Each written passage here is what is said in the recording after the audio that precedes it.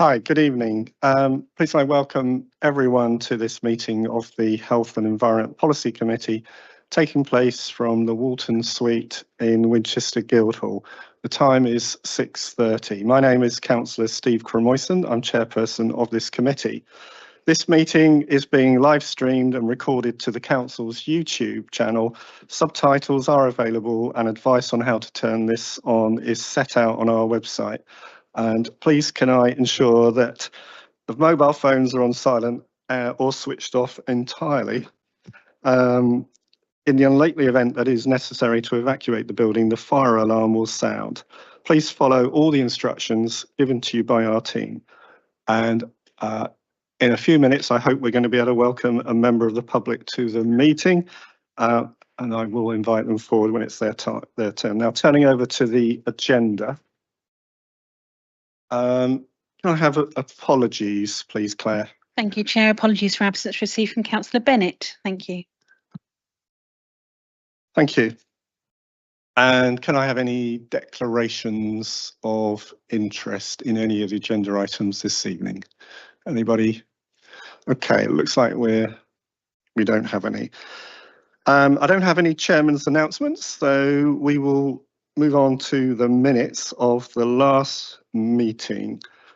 Have members of the committee reviewed the minutes, and are you in agreement with those minutes? Perfect.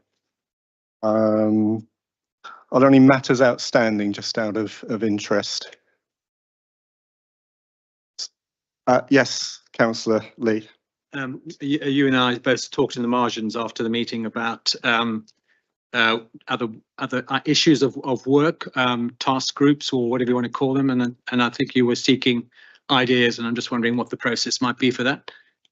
Okay, shall you hold that over till we get talking about the work plan, which is the last item on the agenda, and I think we may also be beneficial to have Councillor Lerney here in that part of the discussion. Right, now moving on to public participation. I am guessing that, sir, you are Andy Imond. Yes. You absolutely perfect, I guess. So I believe you want to talk in relation, speak to the committee in relation to the sports facilities assessment and playing pitch strategy. Is that right? Well, I would ask you if you wanted to wait until that item comes up on the agenda, but as it is the next item on the agenda, I will ask you forward now. And if I've got my reading glass, and I think it's that one over there. You're headed to the right place. So, when you got yourself comfortable, I think you have, is it 3 minutes?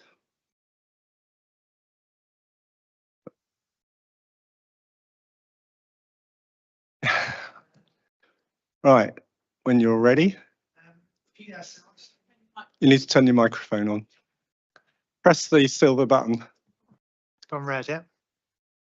So I'm speaking as chair on behalf of Sport Winchester, and we're a registered charity which represents the interests of the sports clubs and organisations across primarily the Winchester city area. So I know the sports and playing pitch strategy covers the whole district.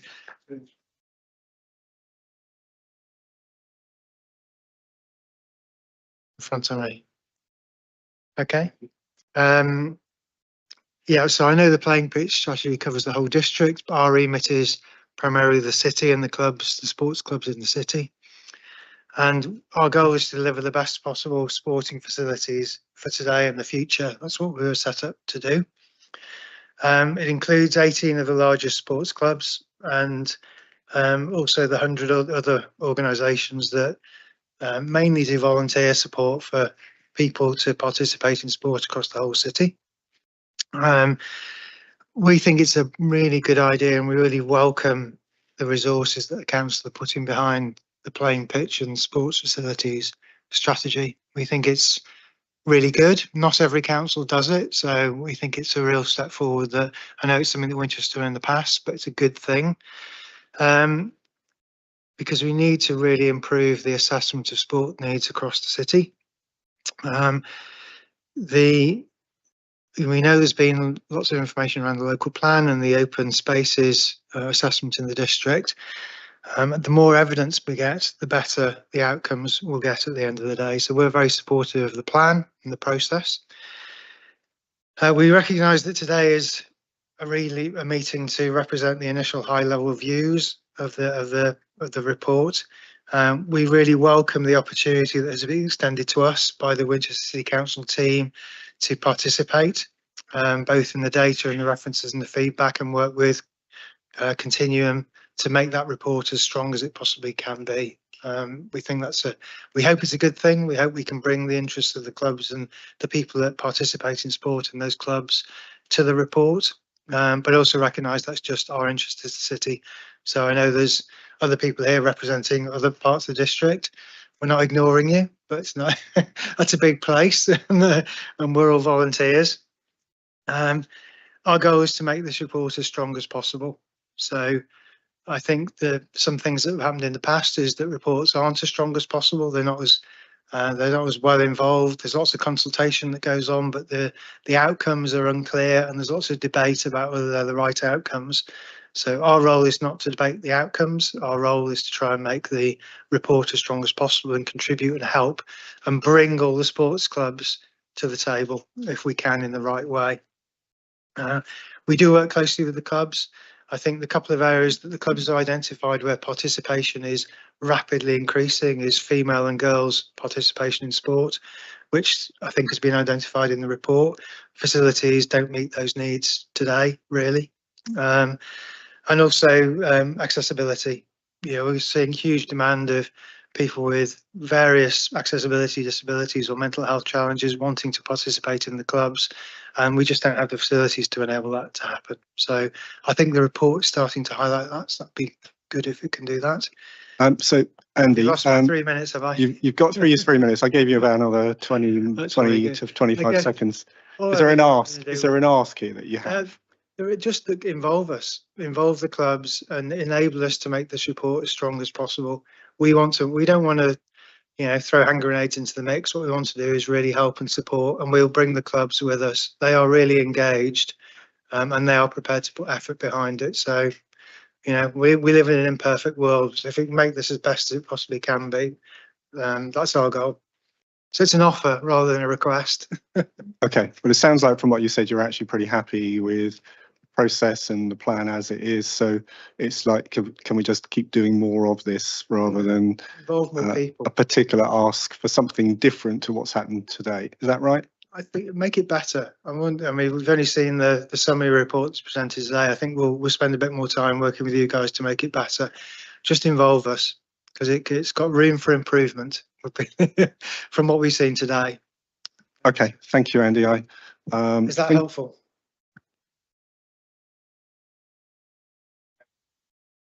Councillor Lee, I can see you've got your hand up. I don't know, is that a matter of process or? It's not a matter, no, it's really a question. I mean, if it's the planning committee, I would be able to ask the representative. Yeah. Are we allowed to ask a question? May I ask a question? I'm going to say yes. I might be wrong, but yes, you can. I really wanted to find out what is the biggest shortfall or shortcoming that you see, given your wide portfolio of management and engagement. Thank you. Well, I think the hardest bit for everyone to understand is the scale of the need. So the open spaces report highlighted a 22 hectare shortfall. And when you mention that figure to people, they go, crikey, that's a big area. And they immediately see lots of pictures. The reality is that Winchester has really, I'm talking about the city now, not the district, but I think it's true of the district. Everybody wants to play and participate in sport at some level, whether you're in your 80s and you want to keep active, or whether you're young and you want to get engaged as a child. And so the reality is there is a requirement across all sports, and sports that currently don't exist today. So I know there's mention of what future sports people want to participate in. And the other practical shortfall is having bits of sports pitches dotted all over the city. It increases travel time. It's a nightmare for driving. It's a nightmare for people. And all the evidence suggests that if you can create sports hubs, you can aggregate hubs. It's a bit like what's happening at Bar End, where you bring all the clubs together and you get economies of scale, you get better transport, you get better, and actually what you get is community mixing. So you get, age demographics, you get gender, you get people mixing, chatting, enjoying, because sport is only one outcome. Actually, community and connection for a lot of people is a really important outcome of sport in the broadest context. And that in our book includes dance, it includes studio sports, it includes Pilates. It's not just the traditional football, cricket. We're also engaging the golf clubs because they're doing some really interesting stuff with our older population. Some of the golf clubs have got huge female participation, but the demand for young women wanting to get into golf is huge, and that goes largely unrecognised. People see it as a kind of old boys retired, kind of golf club. Because actually some of the work they're doing on inclusion for young women is really interesting. Okay, thank you, Andy. I'm going to invite the portfolio holder. Are you going to introduce the paper, or are you going to ask Mr. Lincoln to do that? I'm going to do it incredibly briefly because it is just a presentation. It's not a full report and it's not a paper. So I'd just like to thank the consultants. We've got Caroline and Jack here from Continuum today to talk us through the work that they've been doing. This isn't a completed strategy. This is just an update on the work that they've done to date and to discuss the next stages. And they have some questions for you all that we really do want to hear the answers from you all, because you do represent such a cross-section of the district. It's a great committee in that regard. So without further ado, I'll hand over to Laura and Jack and Caroline to take you through it.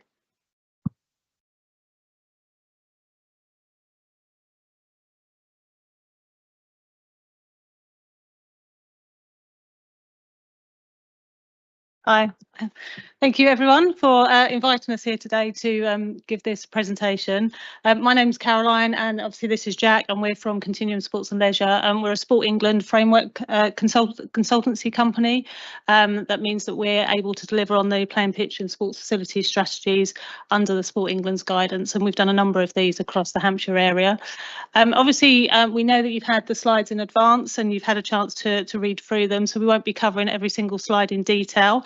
But obviously there's three key questions that we're going to be asking at the end, which are on screen at the moment, but we'll come back to them right at the end. And so while we're doing the presentation, if you can have those in mind, that would be really useful.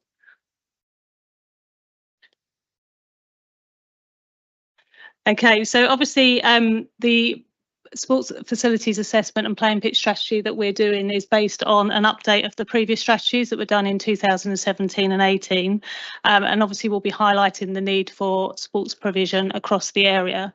And obviously just to say, it's really good that Winchester are continuing to update their strategy. As Andy said at the start, not all local authorities do this, and not very many of them keep it up to date, so it's really good that Winchester are doing that and continuing to do that process.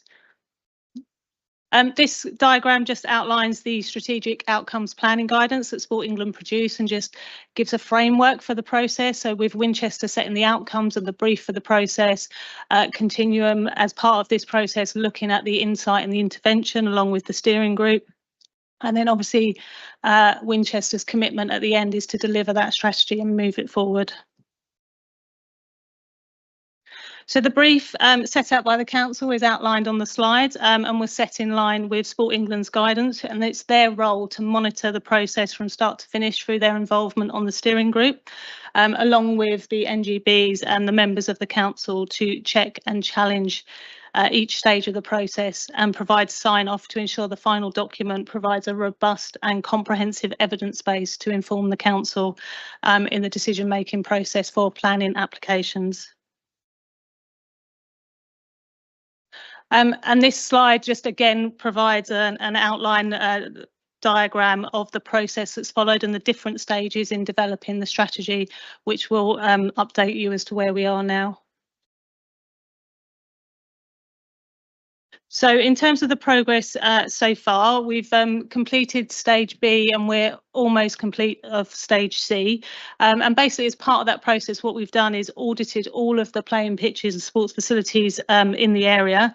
And that's included carrying out site visits, speaking to town and parish councils and facility providers, including private grounds and schools, and at each visit doing that visual inspection of their facilities and categorising the quality of their facilities based on the national governing bodies and their standards.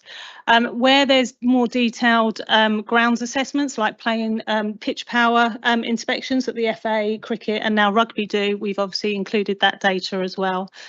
We've also surveyed all of the clubs in the area to understand what facilities they use, what their views are on those facilities, what their growth ambitions are for the future and their needs for facility improvements.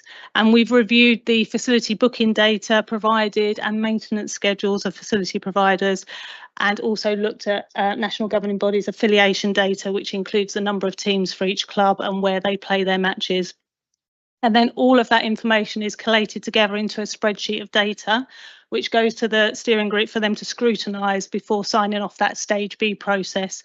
And so we can move forward onto that stage C, which then assesses the level of the facilities that we've got, their current needs, and as well as looking at the imported and exported demand from other local authorities in the area.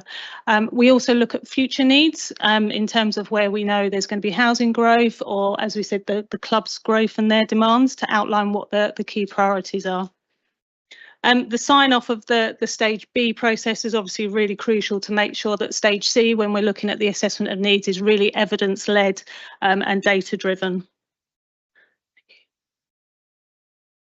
So the emerging themes and priorities by sport we're going to cover in the next few slides, and just to say these have been agreed by the steering group, which obviously Sport England, the national governing bodies and the council members, and they do cover a number of areas. So we're looking at sort of 4 key areas really around improved maintenance, so obviously improving pitches where we can, capital investment, so it could be refurbishing of facilities or new facilities, looking at security of use for clubs, so making sure that clubs have protected use on facilities, and enabling more community use of facilities. So those education sites that perhaps are not open for community use, can they be extended to support clubs' needs in the future? And obviously the council's role in all of this is to oversee the strategy and support that delivery of projects. Some of that will include direct involvement, where obviously it's they own the site, or on other facilities it could be through support or facilitation in order to improve sports facilities for their residents. Obviously, as I said, members of the steering group, the national governing bodies and Sport England all sign off the key priority projects and also provide a supporting role in the delivery of the action plan and the strategy moving forward. And hopefully it could provide a mechanism for external funding as well where that's available. I'm now going to hand over to Jack, who's going to go through the priorities for the playing pitch sports. Thank you, Caroline. So first off, looking at football, specifically our grass pitches, in assessing that supply and demand for grass football pitches, we've consulted with 76% of all football teams in Winchester. Obviously, that sits alongside kind of extensive information gathering through a range of sources, including parish council consultation, the site visits, affiliation data, and then that scrutiny from the steering group that we see as well. And then the high level findings, obviously this is very high level, we're finding that there's kind of sufficient grass pitches in most areas across the Winchester. And then in terms of future demand, there is some future demand there with expected growth, particularly around women's and girls, but we are seeing that in most areas the supply of grass pitches will be sufficient to meet that future demand. And then in terms of artificial football pitches, we're using the FA training model of one AstroTurf pitch per 38 teams, and then using that we've worked out there's an existing shortfall of 7 pitches, which kind of echoes what we're hearing from the clubs and community groups who are struggling to book artificial pitches. So that's one of those data points that's really backed up quite nicely by the actual consultation with clubs. And then we find through population growth estimates that we're going to have future demand equivalent to about 1 full-sized AGP as well. Right. And then the kind of emerging key priorities for football are listed up there on the screen for you. Just noting that where you've got sites on the right-hand side that are highlighted in red, those are sites that are specifically owned by Winchester City Council, so they'll have a more active role in leading on those projects. And then the sites highlighted in green are those that sit within the South Downs National Park area. So obviously they go through an additional scrutiny in terms of planning and any processes that we go through with that. So those highlighted key projects cover a range of projects like we talked about, like Caroline talked about earlier, covering improving the maintenance based on FA pitch power reports, increasing access to facilities that currently aren't as highly used on education sites, and then supporting the resurfacing of existing 3G pitches and exploring feasibility of delivering additional pitches to kind of meet that demand that we've highlighted previously, and then repairing, upgrading and providing new ancillary facilities where required as well. Then moving on to cricket. We've had consultation with 82% of all teams within Winchester, and then those high-level findings that we've come up with from the data and then from that consultation scrutiny as well. We found that we have kind of sufficient demand, sufficient supply for demand in most areas, again, similar to football, with a need for 2 additional pitches through future demand. Yep.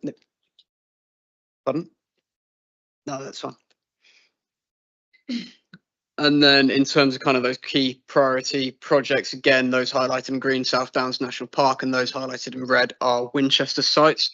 We're looking again at improving the quality and community access of existing grass pitches, renewing key club leases on sites where they're going to be expiring within the next 5 years, and then upgrading the quality and delivering new non-turf wickets, as well as exploring options to meet that future demand of 2 grass pitches by exploring potential sites to develop new pitches and open up existing facilities as well. Then on to rugby. Up on the screen, it will say that we've consulted with 82%. Actually, since writing these presentation slides and sending them around, that's been bumped up to 100%, having picked up all of those clubs and teams in the area, which is great.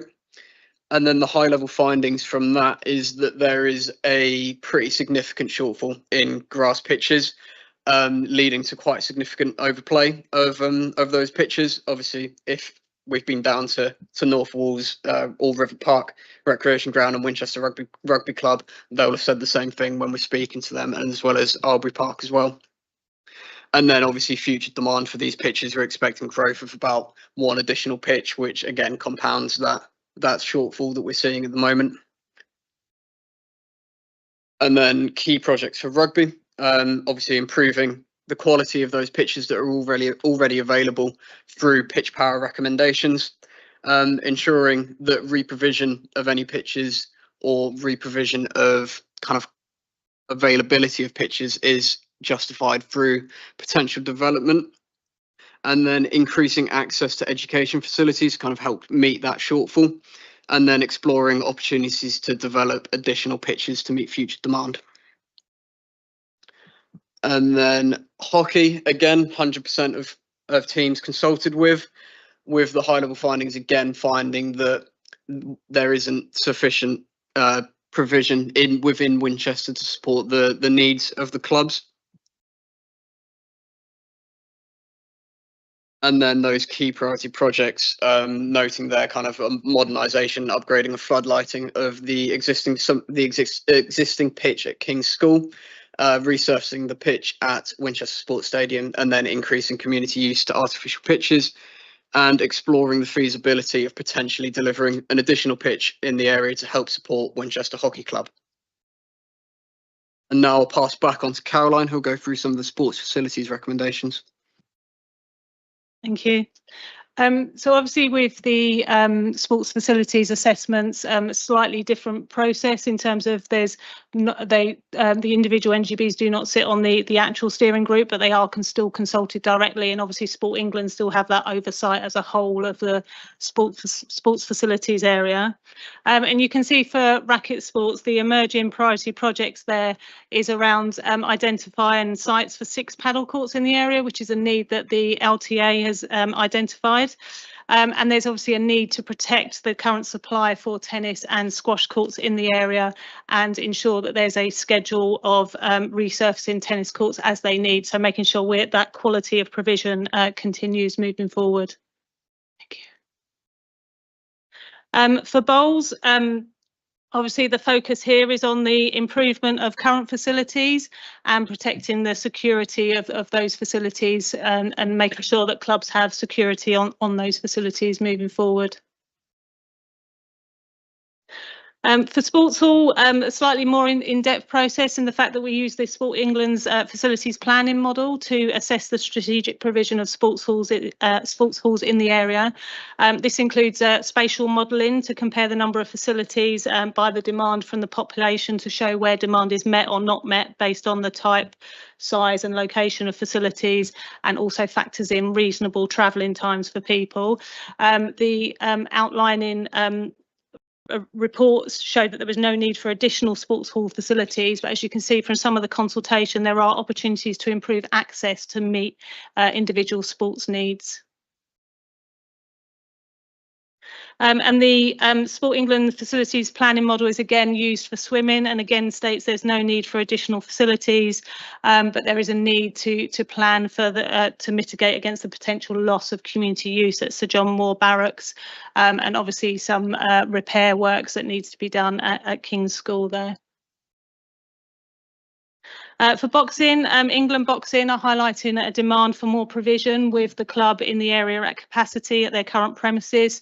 So looking at the opportunity for alternative premises to be explored. And this slide just shows all of the national governing bodies, consultees that we've been through and have spoken to about the area. Obviously, you know, we've just presented what the key needs are for the area in our presentation, and this slide shows that we've done wider consultation with a number of other national governing bodies. So those sports have all been consulted. They just may not have highlighted priorities for the area. Obviously, club aspirations may be different to their NGBs, and obviously we will have considered those, but not all of those can be deemed a strategic priority for the area. But we will ensure those aspirations are captured within the document as part of the appendices of the strategy.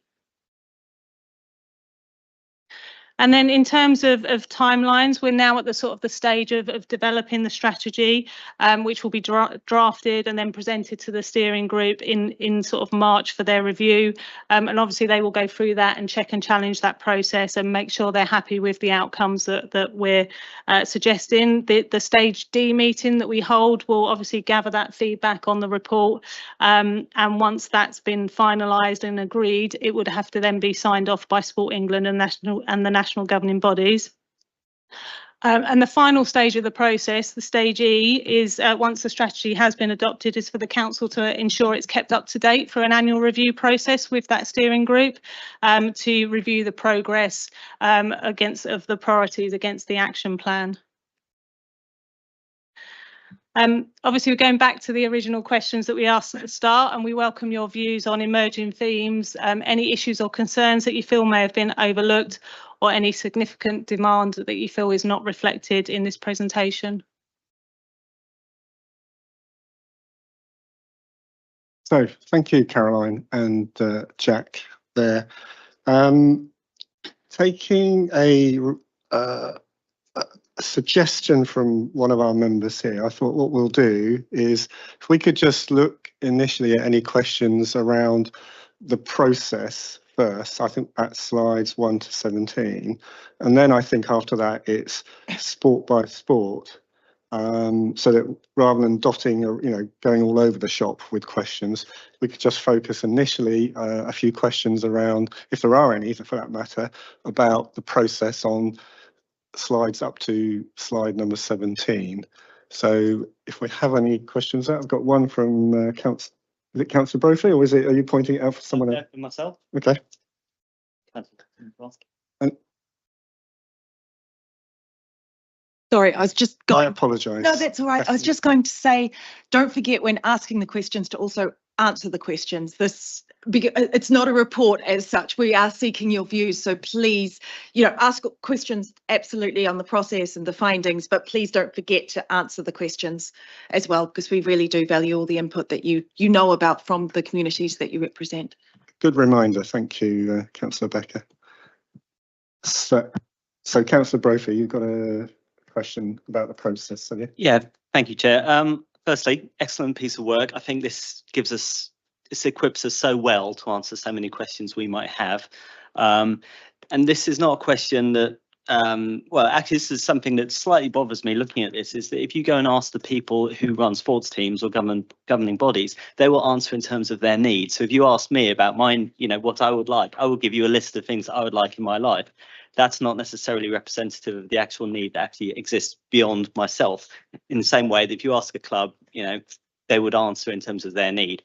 I suppose the concern I have is how you balance that, and no doubt you are, against the needs that may exist that aren't captured by those processes. So, for example, if you have people who aren't well engaged in sports, who perhaps need sport and those kind of interventions the most, or perhaps who live in low income areas or areas with, say, we talked about, say, deserts. In this committee, we've talked about healthy food deserts where there's no access to good healthy food. There's probably also communities out there where, because people have limited access to sports facilities, they don't get into the habit of sports facilities, and therefore their voices won't be captured by this whole process. And I suppose the question is, are we reconciling this process with another process that understands the invisible needs, perhaps, or the harder to perceive needs, to make sure we're not just necessarily further serving the people who are already served? Thank you. It's a good question, and it's a difficult one to answer in some respects, because it's about having the awareness of that, those particular needs and that information. And obviously we rely a lot on Sport England and their data through the Active Lives data set and information, and also the Active Partnership. So we will consult with them as part of the process to understand that need. And obviously, council members and parish councils that know their area and their patch, we're asking them about that demand and if they're aware of any particular needs that we may not have picked up across the process. So we hope that we capture some of that. We probably won't capture all of it, but because that's reality, unfortunately. What we do find with the national governing bodies is a lot of them now are not just focusing on particular sort of competitive sport, but they're also looking at recreational and turn up and play programs as well. So some of that is captured, but we are, I suppose, in essence, in terms of space, looking at the formal sports pitches, facilities that are used more for competition in some respects. Yes, Steve. Sorry, I was just going to add to that. I think it's absolutely right. What this piece of work primarily does is assess the actual need that's out there. I think I'd be right in saying that the input that we get from some of the clubs, but particularly from the governing bodies, will pick up on where they have strategic ambitions to focus and target particular underrepresented groups. So if they've got particular initiatives to try and increase take up from certain sectors of the community, that would factor into some of that future demand, future need that they provide us with. Other than that, I think that, the document Caroline's explained that in an ideal world, we review this on an annual basis, and the ideal situation would be that we actually review and rewrite in about 5 or 6 years. So it sounds a long time away, but actually in terms of the kind of speed of change, there will be opportunities to clearly reflect and pick up on some of those changes. The role of this, one of the roles of this document is actually in informing and supporting planning conversations around facilities, the need for new facilities associated with large developments, and also funded through things like community infrastructure levy. So it is important that what it does is reflect actual demand, because clearly developers and the planning system will push back on things which are kind of too aspirational and wish-like. So it's trying to strike that balance of being a really solid, evidenced document demonstrating the need, but we, as part of the work that we will do using this document, will be constantly reviewing it and looking and trying to keep it live and reflect changing circumstances, if that helps.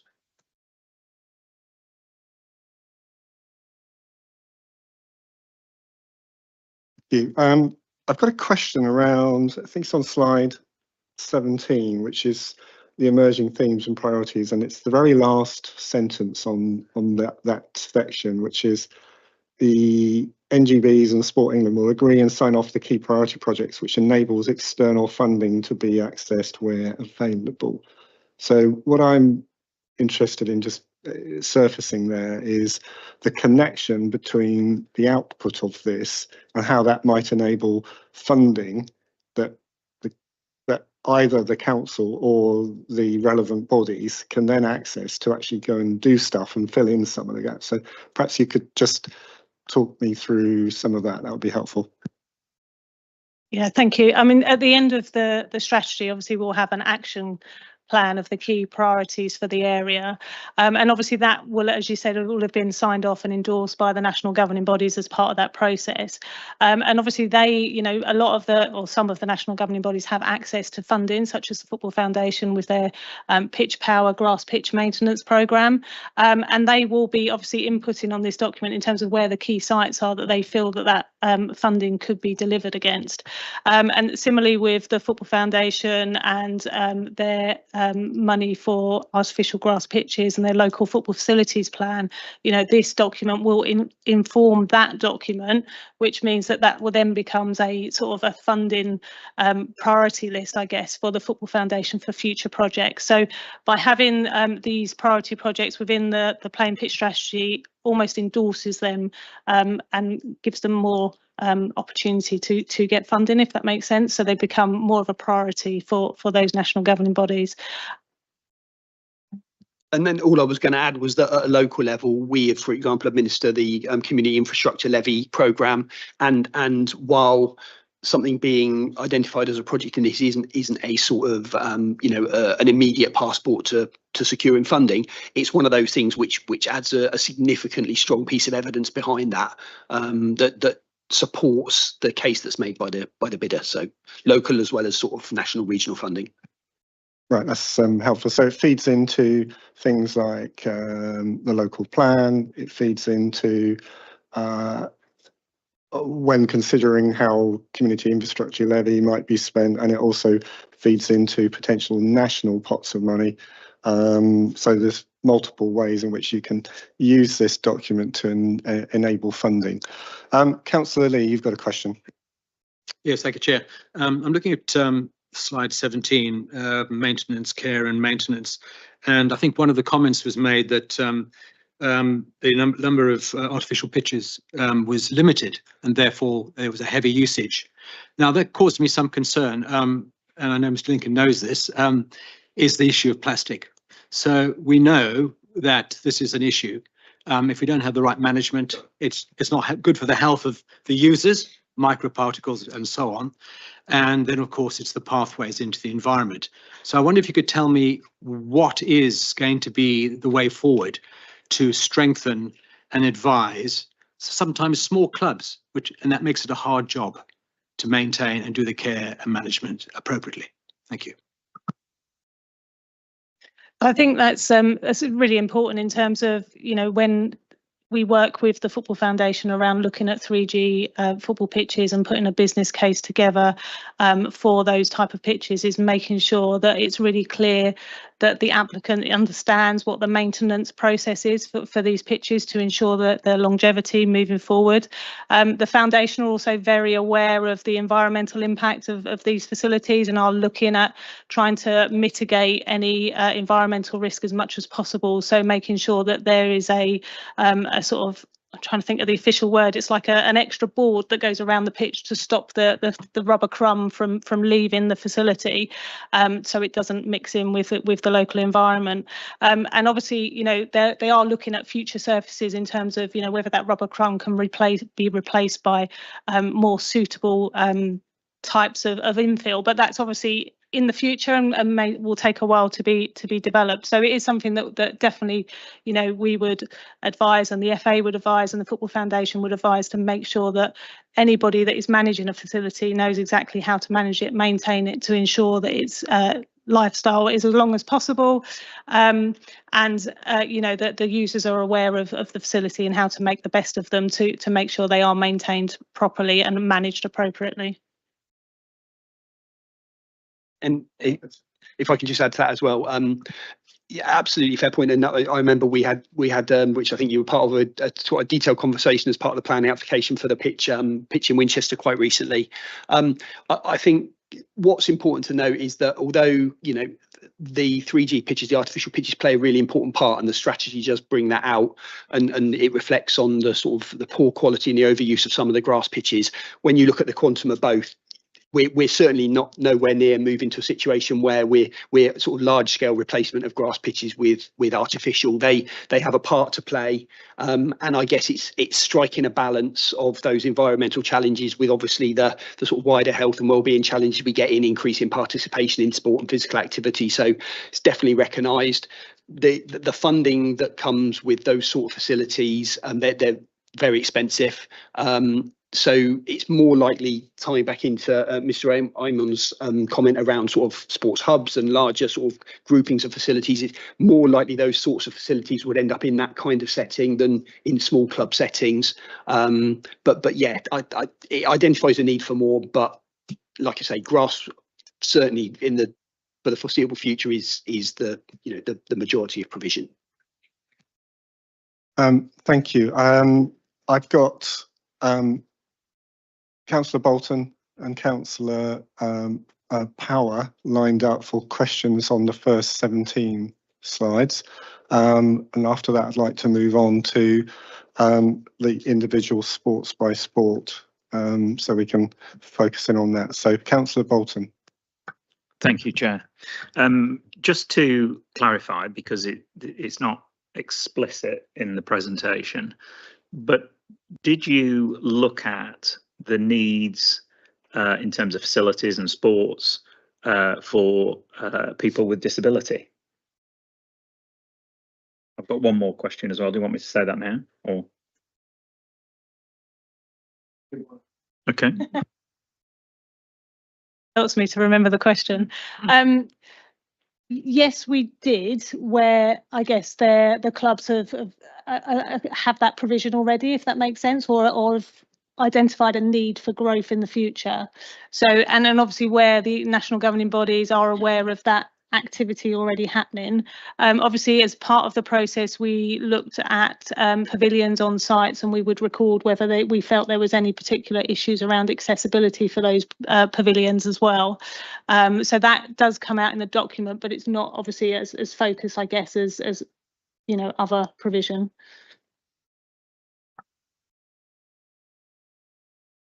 Thank you for that. And then secondly, you say you consulted with I think it was 30 odd parish councils, and I think 32 parish councils and town councils, and there's somewhere in the region, I think about 45 or something like that.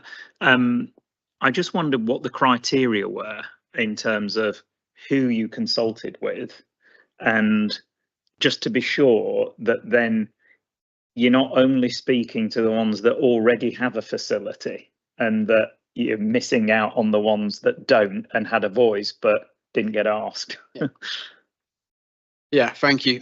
Yeah, we went to every parish council, received emails from us with council surveys, offers to meet and discuss any facilities, and then if they owned any sites as well, they were invited to attend the site visits alongside us as well. So it would have gone out to every parish council, and then those who came back to us were included in that 32. So some of those do include parish councils that don't have facilities, and then there were a couple that highlighted they don't have current facilities but would like to explore options to deliver their own facilities. So it did go out. Just didn't respond. Yeah, that's that. Those who aren't included, they just didn't respond to us. Yeah. Thank you. Councillor Power. Thank you, Chairman. Two brief questions from me. You mentioned that only 76% of the organisations that you approached actually responded. Could I just check that we have a good geographical spread of the ones that did answer? We have a little problem with being perceived as Winchester centric. So I'd like that one answered, please. Yep. Yeah. Thank you for that. Yeah. We sent the survey out. Same with parish councils. Sent the survey to every club we had database knowledge of. So every club we had a contact with would have received multiple emails from us with the survey, encouraging them to complete the survey. And then if they didn't, it would go back to them with offers to have a call with them, see if we can discuss anything with them. And then in terms of when we were going for site visits as well, every club was contacted who owned any of the sites as well. In terms of the actual geographical spread, that is something that we'd have to go back and have a look at in more detail to give you a full answer on. But we can be assured that we did send out the survey to every club we had a detailed contact for. I think it would be right, Chair, to say sort of anecdotally there is a good spread. I think what we can probably do and go back and just come back and reassure you if there's any particular sort of black spots, if you like, where we've got a real gap. But broadly, there was a good representation. Thank you. I think that will be useful. And I know are you looking into the barriers to booking facilities? I hear anecdotally that school facilities are often unavailable because of it's just not economic to hire them to outside groups. And there are obviously other barriers for other facilities. Will you be looking into that, and will it form a part of your report? Yeah, so where we've obviously clubs have raised those issues with us, obviously we will note them and record them down as part of the strategy. We do find traditionally as part of this work that community use at education sites is particularly difficult, and even those that do have community use, there will be times of the year where the sports hall is shut down for exams and things like that, which impacts obviously on sports clubs and their use. So it is something that we are aware of, and we as part of this process we look to identify those where we feel that I suppose extending community use is reasonable and likely to happen, so that it can support the sports clubs in the area. And that obviously is, part of the process that the council will be involved with, but also the national governing bodies are keen to do, because, let's not build new facilities if there are facilities there that we can open and get access for clubs. So, yeah.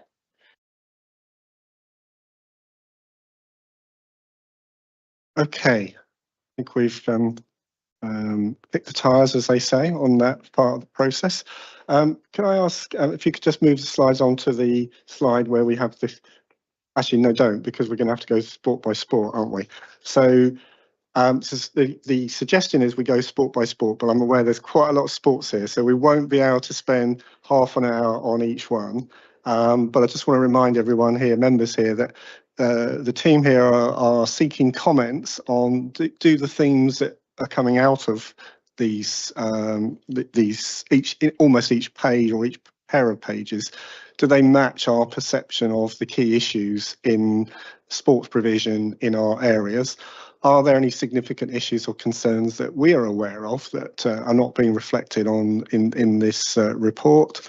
And is there any significant specific significant demand that isn't reflected? So just bear that in mind when we're looking at each individual sport. Councillor Lee, you've always got a question before we've even finished doing the introductions. Okay. I think it follows on from what we said before about consultation, so I'm just trying to get some clarity. When it says future demand, is that future demand based on the parish council response, or is it from the club, or what? It's not clear what that means.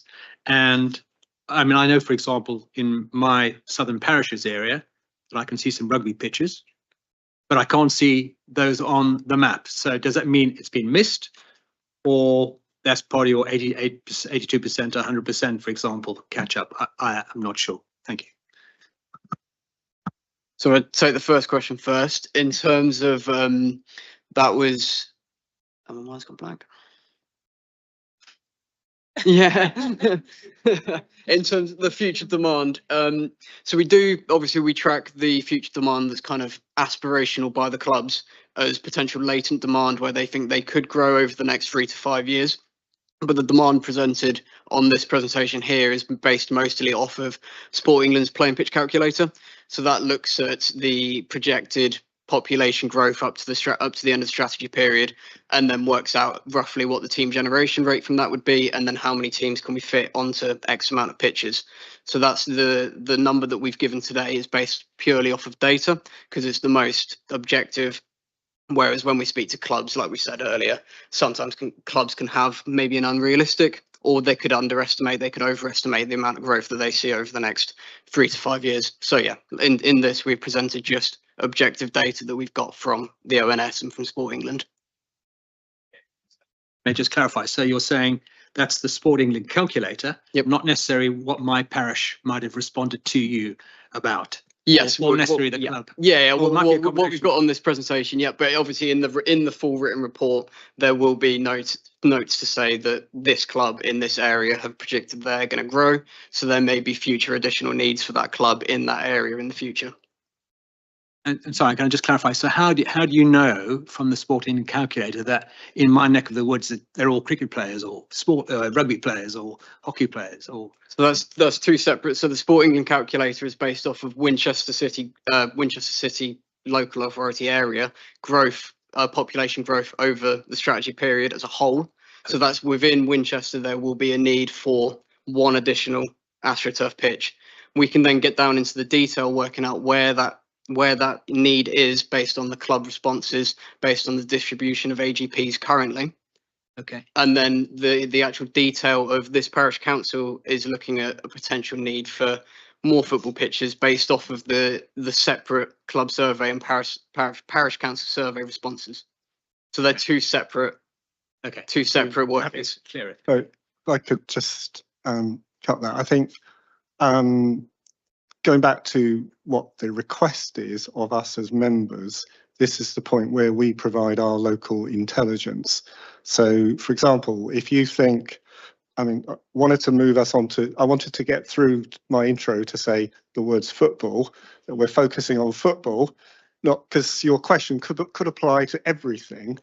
And yeah, but I think what you explained is that the national bodies of each of these sports who work in this, I'm going to say this field, excuse the pun, have in many cases, have a really good understanding of what is the need and in each area. So Hampshire FA, for example, which I know quite well from my past experience, they already know where the gaps are and they think they know where all the gaps are and so on. And that feeds into the process that Caroline and Jack have described.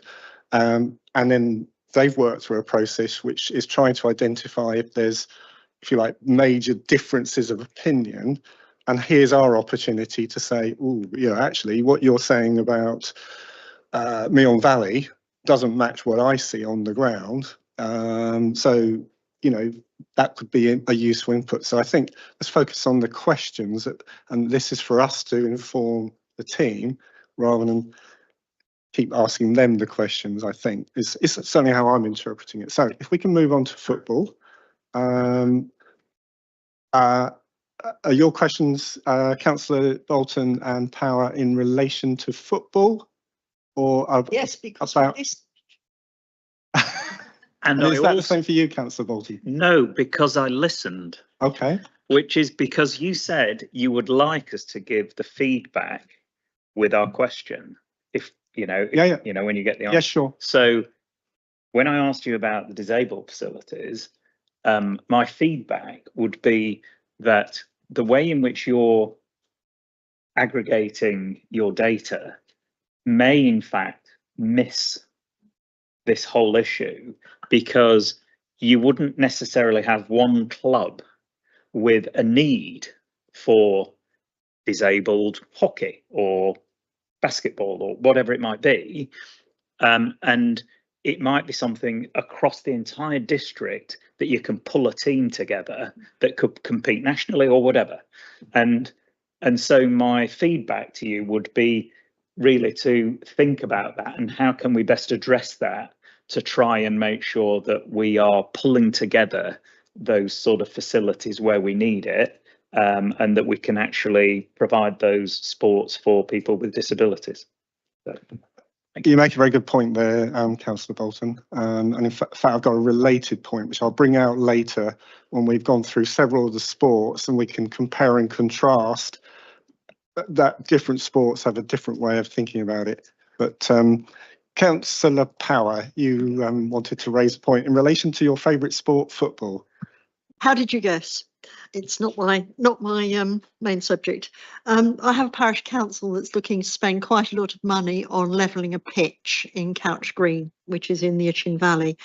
I'm slightly worried that we don't have a need for that, and I suspect it may be too far for the residents of Winchester to travel to, as there are no loos and no changing rooms and absolutely no floodlights. Now, and certainly not a protected surface. Would that not meet Sport England criteria because it doesn't have those facilities on site? Sorry, so you say that you're looking to level the pitch, but there's no changing rooms or toilets. Yeah, we probably wouldn't see that as a priority, particularly if it was just an individual site and there was only one pitch there, because it would be a lot of investment in that site, and it would be difficult for clubs to use it, particularly for matches. They may be able to do some training, but we wouldn't necessarily recommend training on grass pitches. So it would probably be best to look at alternative ways to spend that money, I guess. I was only going to say, if there's a situation where there's a question about whether the direction or the investment that they're looking to take is the right one, it'd be a really good idea to contact Hampshire FA, speak to the football development officer there, who would be able to give them some good advice, I'd imagine. And Councillor Power, maybe we should have a conversation offline, because I have quite a bit of experience of in my former life as looking at development of the Worthies Youth Football Club. We were asked to take on that pitch, and I understand some of the challenges with that pitch. But actually, I think what we're dealing with here is more about demand, where the demand is, and that's a potential site that could provide supply, given lots of work would need to be done. So, Councillor Brophy. Yeah, it's just a question about demand for football pitches and quality of pitches, I suppose, is a related point. As a weekend sufferer of standing on the side of youth football pitches, I'm quite aware and sort of slightly relieved, actually, that I've had to avoid that many weeks because of cancellations, because of the state of pitches being waterlogged or frozen, for example. So when we talk about availability, I say I'm glad, because although my son's driven crazy, I'm nice and warm and rather than getting wet. But when we talk about availability, we talk about year-round availability. Are we keeping in mind those times when those pitches aren't actually available because they're flooded, because they're waterlogged? Are we keeping in mind things like future demand might be, or future challenges in terms of flooding might be worse with climate change, different weather systems might make some of the pitches we have at the moment unviable? Is that factored in any way? So when we assess the grass pitches, we're looking at the quality of the pitch in terms of, as it's got up there, good, standard or poor, and that will tell us how many games a grass pitch can sustain over a weekly period, which we then match up with the demand. And now obviously a standard pitch is 2 matches a weekend. Typically, they do get played on a lot more than what they should be, if that makes sense. And what we're looking at is, where we can improve that pitch quality. So if it's a good pitch, for example, it could have 3 games on it a weekend. Equally, if it's poor, it's 1 game. So and obviously we ask the clubs about how they view the quality of their pitch as well, to match that with the information that we're seeing on the day in terms of the site visits. And I think it is really difficult at the moment with the climate, as you said, in terms of the weather. And what the governing bodies are trying to do is look at ways that they can advise clubs and councils around improving pitch maintenance to make pitches more robust to deal with the current weather systems that we're seeing. Obviously that takes time and process around that education of that, but that's kind of how the quality is addressed, I suppose, as part of this process, and that's the guidance that the national governing bodies give us in terms of that process. The pitch power assessments that the FA do is more in depth, and we'll look at the sort of the coverage of grass across all areas of the pitch, and include a sample of the grass pitches as well. So that where we have that data, obviously we'll use that, because that's more robust and provides a better evidence. And we're encouraging, and the FA and rugby and cricket are encouraging more clubs to have those formal assessments, so we can actually work out specifically what is needed for each pitch to improve it, the quality of it, to enable more games to be played.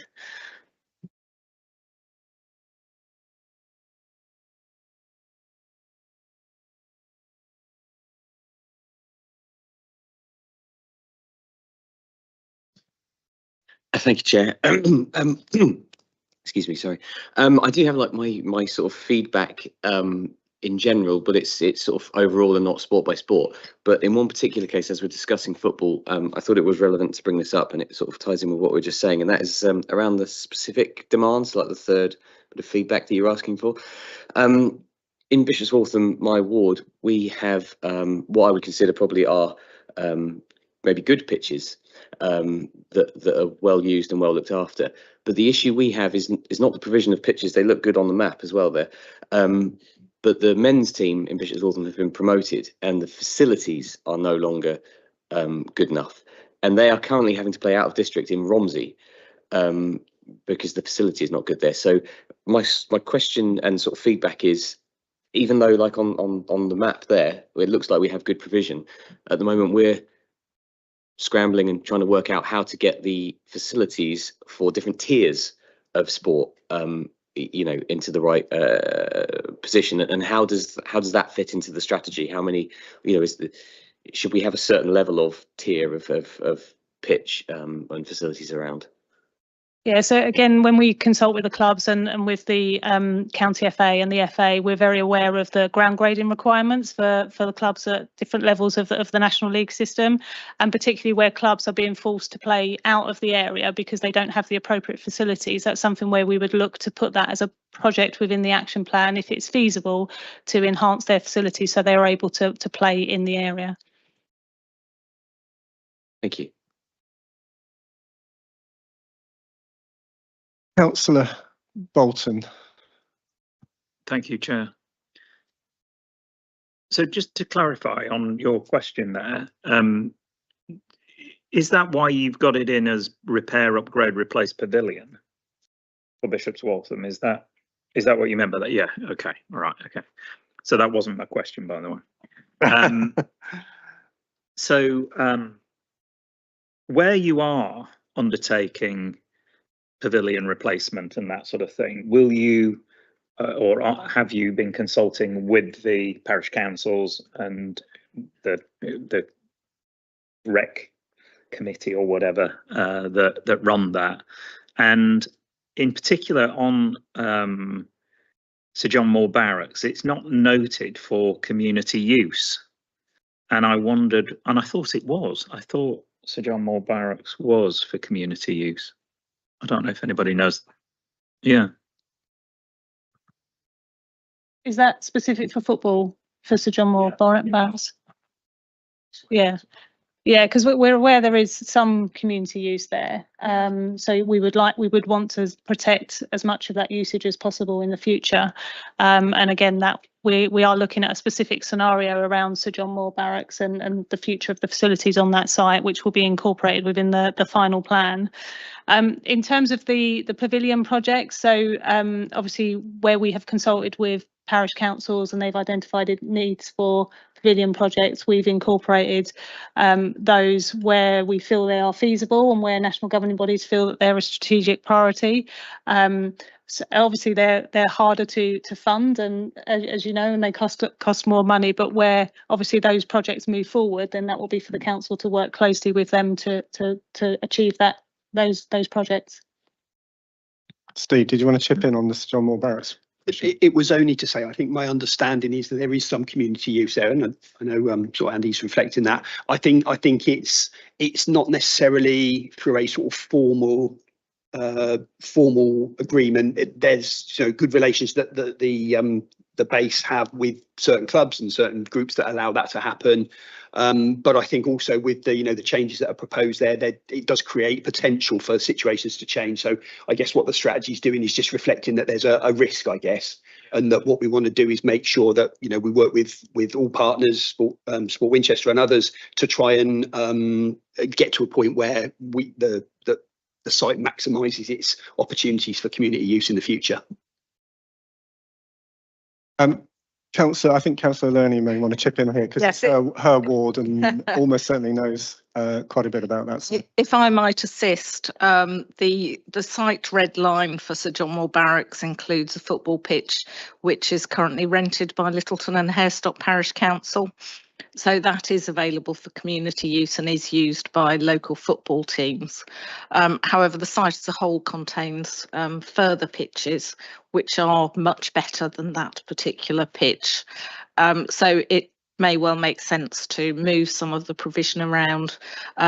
Personally, I think it's really important to retain that pitch for not necessarily formal sport, but for the ability to kick a ball around. But there may be some compromises that need to be made in terms of what happens there. Okay. I hope you're getting some of what you need from us on football. We have when I said football, we probably should have tried to cover artificial at the same time. If we could just quickly cover the artificial thing, because I know it's a slightly different challenge where artificial is concerned. I will chip in with my question on the artificial football pitches, which is there's a shortfall of 7 pitches. Do we have an understanding of where the need is in terms of geographic location, or is it how do we make that calculation about where the demand is so that it doesn't all end up in Winchester, which would be great if you live in Winchester, but not if you live in Bishop's Waltham or Wickham, for example. Take that one, if that's right. As you can see from the slide before, when looking at kind of grass pitches, and as we've talked about the huge increase in the amount of teams across the district, for artificial pitches, the need is very evenly spread across the district for that reason. There are other sports, for example, hockey and rugby, where you have a smaller level of clubs, which then makes the need closer to a specific club. There is not a perfect answer. There is not a specific answer, sorry, for where artificial pitches need to go across the district. So it is a spread. Okay, and just to give you the feedback on that particular point, from a point of view of someone who for 10 years was organising a club of quite a lot of teams into what we call winter training, I can confirm that there is a need, and it's quite substantial. As we often found ourselves in competition with Littleton Football Club and other football clubs, and we just took everything we could get and it still wasn't enough. So there is a shortfall. Councillor Lee. Yes, Chair, thank you. I'd just like to clarify. So what is the flexibility of using a artificial pitch for more than one sport? I mean, you often see them marked up, don't you? And I'm not sure whether that's reflected in what I'm seeing here. Yeah. So it depends on the surface type, but typically a football 3G pitch can also provide provision for rugby. So you can have a dual use, like we've got at Winchester City Football Club, which has a rugby shock pad, so can be used for rugby training. Obviously, hockey have their own preferred surface, which is a sand dressed or sand filled surface, but that can also be used for tennis. So and also you've got the I suppose the 3G football facility could also be used for any typical grass sports, so like lacrosse as well. So if there was demand for that, that there is an opportunity for that. So it's there are some multi-sports usage, but there's not the opportunity anymore, unfortunately, to get sort of football, hockey, and rugby all on one surface, unfortunately.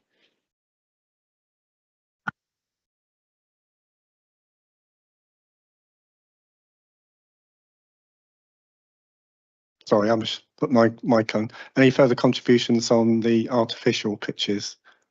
Okay, in which case we'll move on to Do we need to talk about the next slide on that as an individual slide? I think we've kind of probably covered it, I think, unless there's any comments on that. And let's move on to a different sport, cricket. Any points you want to make? Not so much questions, but any comments you want to make? Councillor Power. Thank you, Chairman. There was a cricket ground at Weald in the top of the Alresford Knitting Valley patch. It's next to the Yew Tree pub, which is very nice. I wondered if that might meet your need. That's useful to know. I don't know if that's one that's been brought up, but we will definitely go back and have a look. Normally our Hampshire cricket rep is very good at letting us know where there's lapsed sites that could be identified and be turned back into active pitches. So we'll definitely look at that. Thank you. Any further comments? Just to summarise it, the current demand is sufficient in most areas. Councillor Bolton, you wish to challenge that assertion maybe, or confirm it? I do wish to challenge that, because it's my understanding that actually, and this is only hearsay, that there's junior facilities, the demand outstrips the availability. And I wondered whether that had come up in your consultation.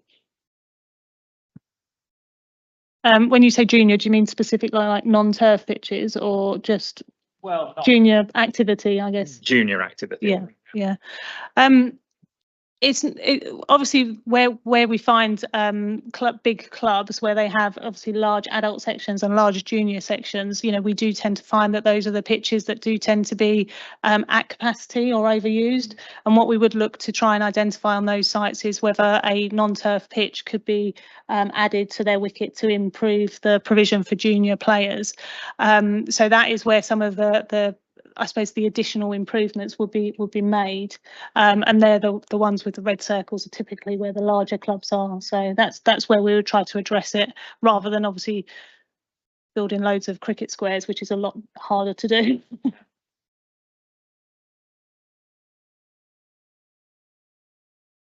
Okay, so I see the future demand. We're identifying a need for 2 additional squares somewhere. So that particular need will be, if you like, competing with other needs for like hockey or football or rugby in available land as it comes forward. Right. Okay, any further comments on the rest of the cricket thing in terms of emerging priority? I'm not a cricket expert myself, so I don't really have much to say on that one. Councillor Bro. Actually, just to develop your point just now about you can see the demand for 2 additional cricket squares competing with other things. And I suppose it goes back to my question about, obviously you ask each individual club what their demand is, or each governing body what their demand is, and they'll provide that to you. But how do you calculate that against the relative demand by the population? Or this might be a question for Councillor Becker, whether or not any of our surveys to residents fill that gap to try and understand the relative need. I don't think we have done a specific survey to residents to identify that need, because that insight comes from the clubs and from the parish councils and from other sites, rather than asking individuals what their, as we spoke about at the beginning of the meeting, if you say what you want, it's hard to then rationalise if what you want is the same as what someone else wants, and the weight that we give to each of those and how we try and conglomerate those together into something meaningful. So no, we haven't asked individual people, but we try and get that data through other means such as these meetings. I might be able to turn that question on the head, and someone might be able to help me as well. I suppose, is there a national sports body which actually assesses the relative demands of these sports compared to the population, that we then apply to the kind of local stated demand to say, okay, you might demand this. However, nationally, what we know is that, there's a higher percentage of people who prefer, say, playing football to, say, lacrosse. So Sport England are your voice of all of the national governing bodies together, and they are a statutory consultee on all planning applications. So they would bring that level of balanced demand into any future planning. And I should say, because I did receive one last year, actually, Sports England do send out surveys to individual people. They do a representative sample of the population to asking specifically, you know, what activity do you do? What activity do you like to do? All of that information is gathered. So that's done on a national basis rather than on a district basis. Caroline, you want to? Yeah, I was just going to add that survey data that you're referring to is the active lives data, which is incorporated into the strategy as well to provide some of those trends for sports. And also in terms of that competing demand, I guess, for the different sports, that's the purpose of the steering group, is to have all of those governing bodies on the group to make a collective decision about where these facilities should be placed, particularly where there are competing demands for surfaces. Okay, just want to take a check. I've got the lineup of comments coming in. I've got Councillor Latham and I've got Councillor Bolton. Is that right? Anybody else I've missed? Okay, Councillor Latham. Thank you, Chair. Once again, we've kind of strayed close to one of my overall sort of points, and that was the perception that I have in Bishop's Waltham is that the cricket club there are desperate for another pitch. Obviously, here we're looking at a more zoomed out sort of approach, which is good. But what, to go back to these sort of hubs that were mentioned earlier, to what extent would it be better to sort of look for a second square for a thriving club, or would you look to the district map and try and put a square, you know, where there wasn't one? How do you sort of think about that, and you know, therefore how should we balance the needs of a club in our own ward versus the sort of needs of the district? I think the role of us as a council is mixed in this, as the lists that show the sort of the council facilities in red and the others in grey demonstrates just how many of these are owned and managed, run by separate independent clubs or parishes or whatever. So, you know, to a large extent they will make their decisions. We can support that and help take a view. There are pros and cons to both. You know, the management, there's obviously a lot to be said in terms of efficient and effective management by creating hubs. They have so many spin-offs in terms of cross-fertilisation of sports and sort of resilience of members, and, you know, the whole issue of trustees running clubs. All of these things are support the idea of sort of larger hubs. But then, of course, you risk then people living further, and are they deterred by having to travel further to get there? Do they feel a sense of belonging to that club because they come from further away? So I think there is no one specific fixed answer to that. The role of people like Andy's organisation who know and understand that, and the national governing bodies who help and support clubs to run effectively and efficiently and be sustainable, will all help shape where ultimately ends up being the right place to put these things. One of the things this document isn't is a sort of a land allocation document. So it will stop short of saying, yes, there are 2 cricket pitches needed and it will go there and there, for various reasons, not least because that is making a decision now about something which might not be the same in 2, 3, 5, 10 years time. So yeah, I'm not sure there is an absolute answer to that, but lots of different factors that play in. Yeah, okay, thank you. That's what I feared. Councillor Bolton. Thank you, Chair. I wondered whether signage had come up at all in consultation with any of the clubs, because it can be notoriously quite a problem in these parts, where I'm particularly thinking Chilcombe Cricket Ground. We tried to get the signage improved around there, because by the time you've seen the sign, you're halfway up Spitfire Link, you're doing a handbrake turn at Percy Hobbs's roundabout to try and get back down and back up again, knowing now where the sign is and where the turning is. And I wondered whether some of that, I realise it's not within your gift, but could be fed back, you know, and try and that is an issue that we know a lot about, that particular signage, and I know a lot of work has gone on to try and improve that signage, and the blocker has not been the council but Hampshire County Council, who have said no, you can't put additional signage there. So I mean, that is a conversation that we are having on a wider scale.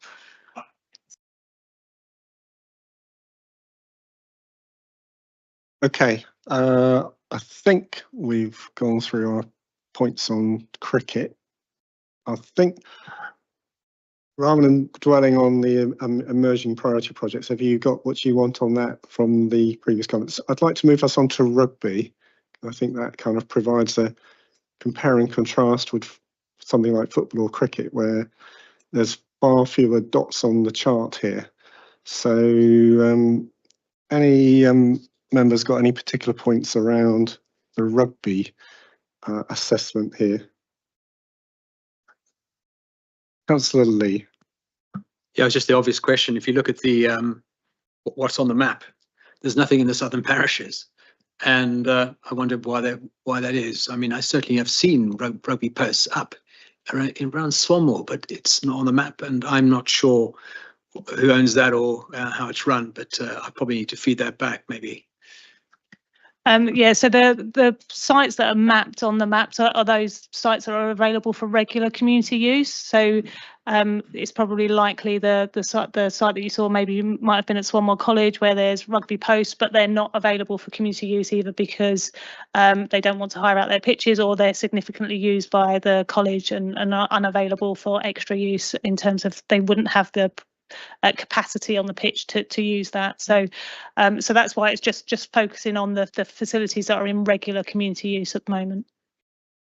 Sorry, a bit quick supplementary. With the Sports England calculator, knowing the population and the spread of demographic and age and all the rest of it, not suggest that there's a need here? Would that not be something to feature, perhaps?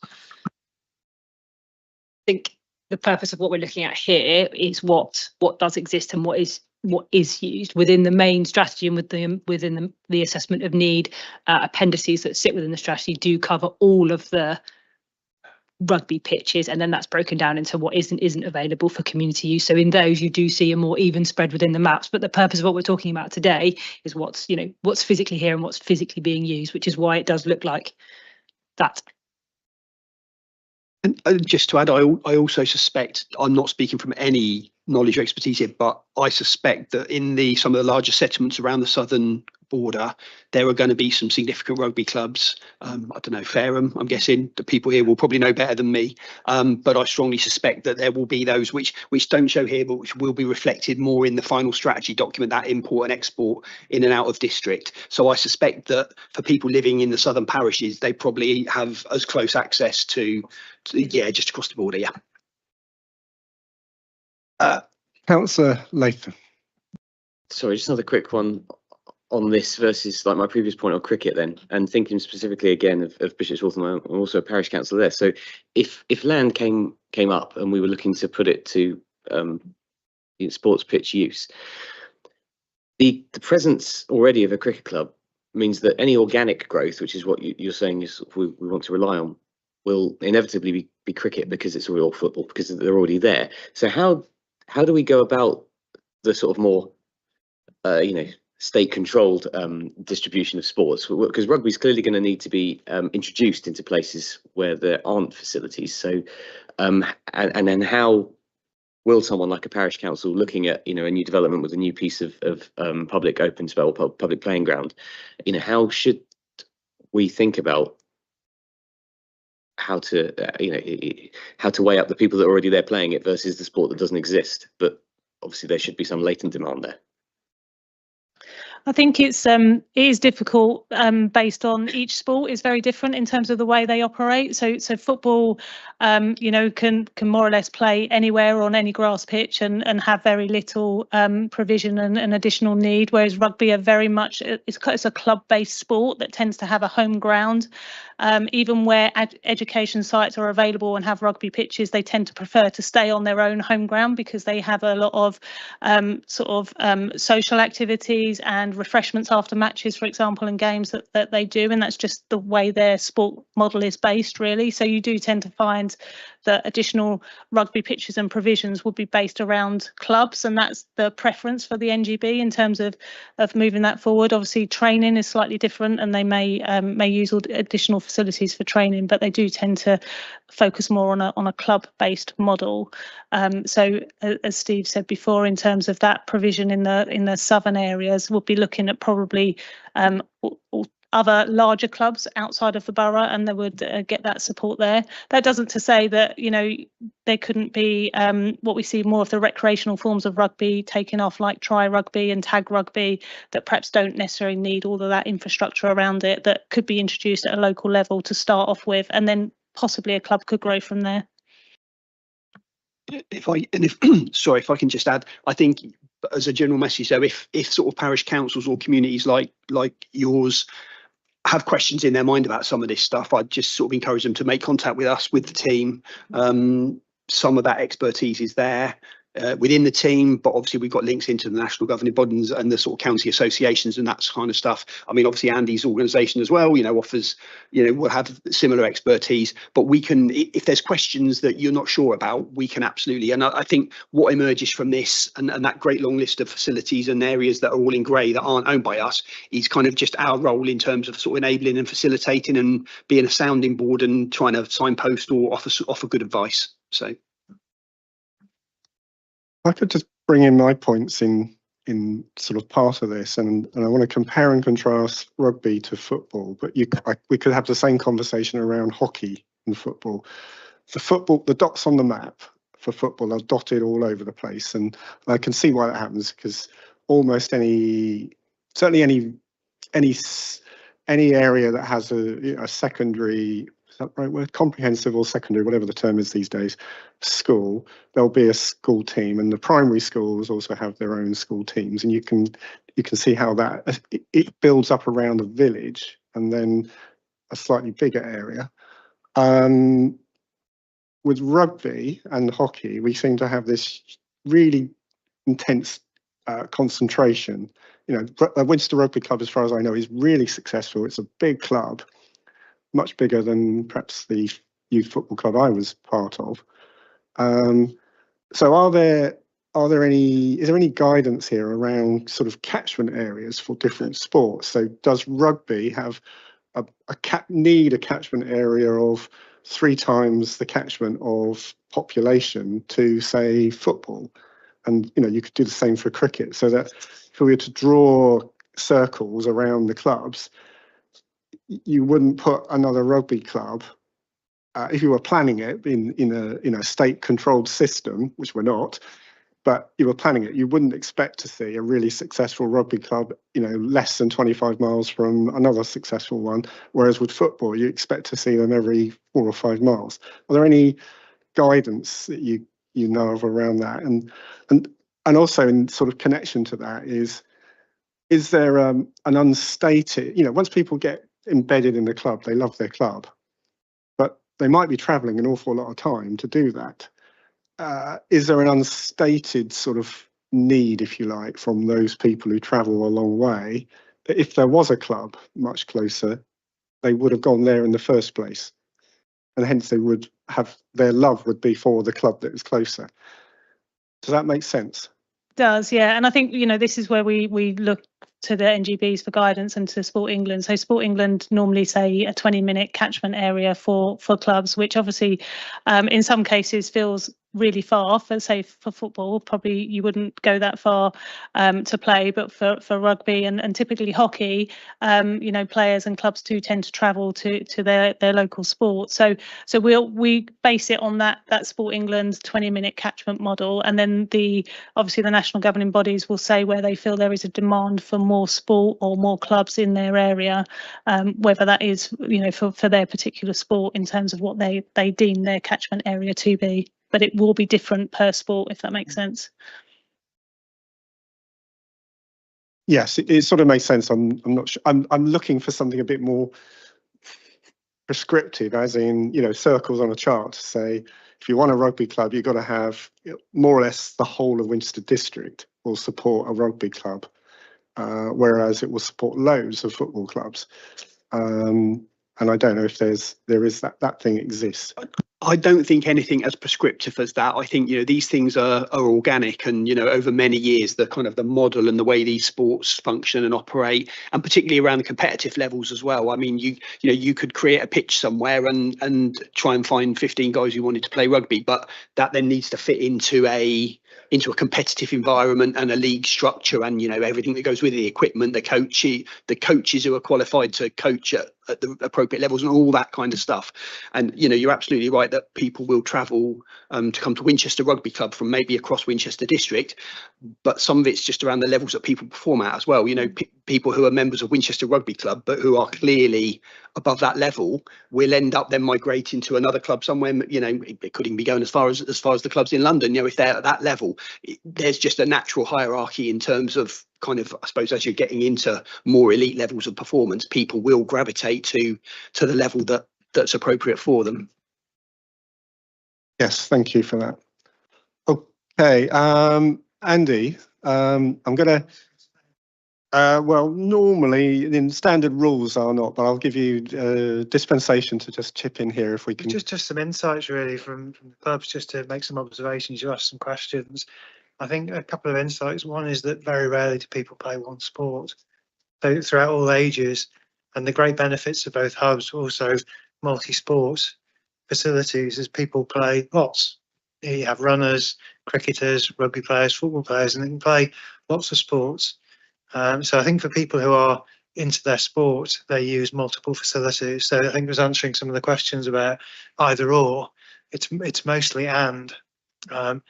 I think the second insight is around female sport and girls coming into sport. The requirements are often quite different, and there's been a historical bias of facilities being built and run in favour of the participants of predominantly being male or boys.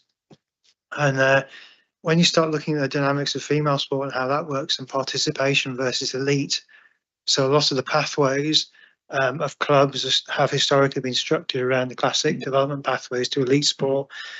Those individuals who have that talent generally get parachuted out quite quickly. They go on football, you go into the States Academy, rugby, you go into, so the Olympic bodies have a very defined pathway for bringing people, aligning their talent with needs. Where Winchester has got a very interesting footprint around is around the kind of development talent area, where the clubs are very good because we have high participation, very high parent involvement. There's a huge opportunity to really invest behind the clubs to become more talent based. So really bringing in both young people and older people who want to experiment and try, but they can develop. So they can develop their activities, sporting, but they need facilities to do that. And girls and women's sport is a really good model for understanding how facilities can encourage different types of participation. We all know there's huge dropout levels of teenage girls or older women. If you can encourage participation, it has huge health benefits. But a lot of that is around the nature of the facility, what it looks like, how it feels, where it is. So that just to provide some insight more than anything else, rather than commenting on the report, it is very nuanced, and Winchester has some very specific dynamics that would lend itself to different types of investments that the national and governing body would endorse, because they would recognise it. They wouldn't necessarily make it a priority because they don't know Winchester and district, and they don't really know the people. They're looking at models and maths and things like that. They're not looking at the dynamics of the. So I think just to provide some insight rather than talking forever, I'll shut up now. No, you make a point that resonates with me in relation to the Women Girls Football League in Winchester, where the girls play down at the Garrison ground, and that's where they all go, and you get a whole accumulation of girls teams from right around the district all playing there, and it's a absolutely fabulous atmosphere. And you can see why it's very attractive it attracts the girls to continue playing all the way through to 18, and then some of them go on to keep playing at university. So thanks for that input. Thank you. Councillor Lee. Yeah, thank you. I thought those insights were very invaluable. So when we're looking at the assessments here, artificial pitches, quality, and all the rest of it. But there's nothing about facilities, which I think is really your point, because that's another added value factor to attract a cross section of people, keep them, nurture them. Maybe those who are shy, who need to be, brought on in the sport. And that's not just about the playing field, so to speak.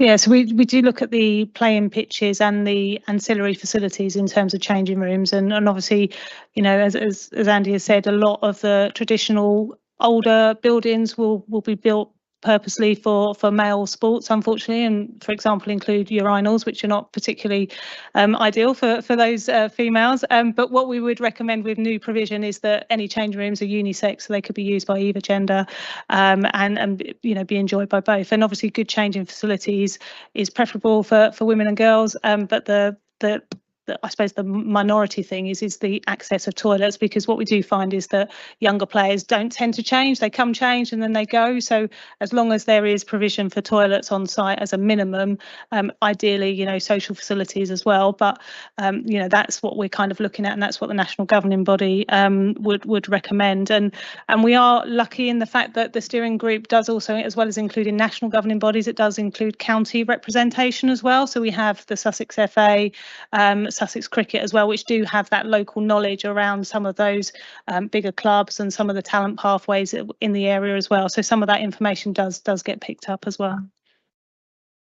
Right. So the investment that the City Council has made in the King George I don't know if I'm covering your ground there. No, I was going to pass on my apologies that I'm just aware my children had a late night last night, and we've just gone on longer than I thought we would, and I had promised I would get them home. I'm sorry, I had a hunch this could but no, thank your children for being so patient. Thank you. Well behaved. It's been a busy week for them, so thank you. I'll leave you in the team's capable hands. Yeah, thank you. Yeah, but I think the King George V Pavilion is really illustrates how, if you invest in it, it's filling a need for facilities at a place that is already a hub. So I think maybe that's the point you're making, is that it's useful to have a hub where you can have the facilities that are appropriate for the sport. The reason why hubs are so important, apart from the build costs and the practical, is people see other people participating. So Winchester City Flyers is a good. Girls football is my thing I know well. My daughter's played, but when they have a tournament, they have 1,000 girls playing on a weekend. When they have a tournament, because everyone wants to support their children and their grandchildren, especially girls. You get all the parents turning out, the grandparents, and you find that actually that's a better way of rather incentivizing the grandparents to suddenly maybe they want to try a different sport. If they're in a multi-hub facility where they're seeing their granddaughter playing and they see a really nice gym or something else, it has an incredible bounceability into other sports for different generations and the different genders. So it's not just the practicality of the cost of the build and the practicality of parking and things like that. There's a huge social context for encouraging people, social behaviours that you want as a city. You want people to mix and socialise, not feel lonely. So sport has a role to play in that, and the facilities, the location and type of them and the nature of how they're built can make a huge difference. Thank you. If we can we move on to hockey? Have I missed some? Right, can we move on to hockey? I think we need to try and speed up a bit, or else we're going to lose a few other people. So on hockey, any comments you want to make on this, members? Okay, it resonates with what you're saying in terms of the current demand is it's insufficient. There's insufficient sites for it and overused. It resonates with what I know, sort of adjacent thing. It's not a sport I've played, but I've been adjacent to it and thought, yeah, there isn't a sufficient sites to deal with the demand. So that piece resonated with me. Any further points on hockey? In which case we can move on. Don't want to rush it because racket sports. I think this is one we may need to just drill down in a bit on it. Councillor Aaron. just really want some reassurance because I feel tennis is one of these things which belongs very much or has traditionally belonged to the sort of middle classes who can afford to be members of posh tennis clubs. Whereas, say in France, most villages have a municipal ground and a municipal tennis court, which is open to anybody for quite a low fee. Funnily enough, I live quite near the rec, the River Park recreation, where there are, I'm not quite sure how it all works, but there are some tennis courts that are actually, you can rent it, and they're well used by, a real cross section. Whereas if you go up to, say, Berwick Road and the tennis club there, I don't see that mix. So we say, oh yes, there's all these pitches or courts, ready for for playing. There's lots of them, but who are they used by? Going to Councillor Brophy's point. And I suppose I want reassurance that the many courts that there are genuinely available to more or less anyone, or are they in the being used by a select proportion of the population? Thank you. Thank you. I think obviously we bow to the knowledge of the local tennis association as part of this in terms of who utilises the facility and the demand that they see. Obviously their model is partly club based, but they also prioritise investments into park sites and open access. They have a gate access system where anyone can, the court is secure, but anyone can log in and book their facilities. So they also obviously encourage where there are club-based models that those clubs do open their facilities to open access and drop-in sessions as well. So, it's the LTA that have suggested that there isn't any demand for additional courts in the area, that they feel that there is sufficient supply in the area and that those courts that are available still have additional space for more members or participants where needed. They're very much focused at the moment on the need for additional paddle courts in the area, and that's their kind of priority. Yeah. Councillor. Well, yes, I'm not sure I find it totally reassuring, but anyway, it's interesting to know, and thank you for. Councillor Lee. Yeah, thank you, Chair. There's a Swanmore Tennis Club, which doesn't seem to feature in what you've captured. I'm not sure why. It's quite a well-known local club, well used. So maybe you could answer that. And my second points about paddle tennis, which I know anecdotally in the southern parishes is quite popular, and the only place to go is into Winchester, and this is a real issue. And the other point is that with paddle courts, I understand there's real tension because of that whack whack noise issue, and this is become a big irritant if you've got one just next door at the bottom of any of your gardens. So I wonder if you can comment on that, in particular why Swanmore Club is missing. Thank you. Yeah, the only sites that are actually listed on there are those where there's a priority project. So in terms of obviously all of the courts will be listed in the main document in terms of what the supply is in the area, but we've just highlighted the priority projects in there. So Swanmore will be included in the provision. In terms of paddle, obviously, that is an emerging sport and quite popular at the moment. And what we are seeing is that, the LTA again are advising on this, that there's a need to be more mindful about where the placement of those courts are, particularly if it's close to residents. I've seen the news report in the local area, and that is something that they are being more mindful of in terms of the advice they're giving when facilities are being proposed. And obviously, Sport England will follow that guidance as well and make sure that the proper soundproofing and tests are done when it comes to planning for any future provision. We haven't looked at specifically the demand for where in the area for paddle courts, but as you say, there's existing provision in Winchester City. It's likely that we would want to see some provision to the south of the area, but we'll lean on the advice from the LTA around where they feel that demand would be best placed. Yeah, just in terms of on the paddle side of it, I mean, I'm probably not saying anything that anyone else doesn't know, which is there is a demand for paddle. So the fact you're identifying a need for 6 paddle courts is very much resonates. I guess the question on that is not so much where in the district, 'cause I think you're right, it probably is needed and there would be demand for it elsewhere in the district, but where within population centres, and is there any emerging guidance on that? You know, because typically you want to try and put it in a place where people they can walk or they can easily travel to the site, but then that means that you're ending up sort of close to where people live. Are there any emerging guidance around placing it on the periphery of communities? That would be useful to know if there's any emerging guidance on that.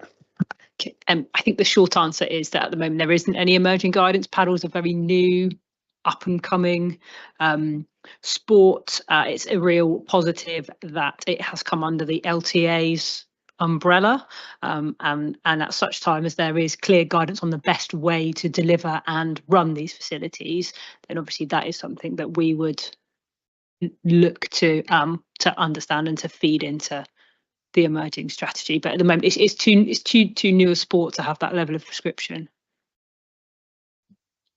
Thank you, Laura. I've got a hand. I thought I saw another hand up that I may have missed. Okay, so Councillor Lee again. Yeah, sorry. I wanted to ask a question about the likes of David Lloyd and some of these big clubs. How does Sport England deal with the fact that, and I know anecdotally that one of those clubs is removing its squash courts? Do they need to seek permission to do that, or can they just get on because they're a private club and just turn it into a high fizz, high energy aerobic space? That's a good question, to be honest. I think if it's a conversion of an existing court and provision, as long as it's still being used for sport, they possibly wouldn't need to consult with Sport England. But obviously, the national governing body and Sport England would want to see squash courts retained where they're in demand and where they're needed. Unfortunately, I guess they're less needed now than they have been previously and are less popular. And I think it's about looking at how those courts can be utilised both for squash and perhaps for other means. So we look at things like having a movable wall between 2 courts that could open up the space so it could be used for multi-purpose activities. But again, there's a cost associated with that, which can make it difficult. And I suspect that in terms of Sport England's specific role, there was only 2 situations I would imagine where they would need to be consulted or give their consent. One would be if a planning application was required to make the change, and the second one being if Sport England were a funder or had been a funder of the site. Otherwise, I suspect that the operator would be pretty much within their rights to do what they like with their own space. So whether or not Sport England supports that. Okay, we've got 4 more that are specific sports, but we could try and cover them all in one go. We've got bowls, we've got sport. Should we do that? Probably ought to do that. So let's do bowls and we'll just get that one out of the way. Councillor Brophy, you are the bowling expert by the looks of it.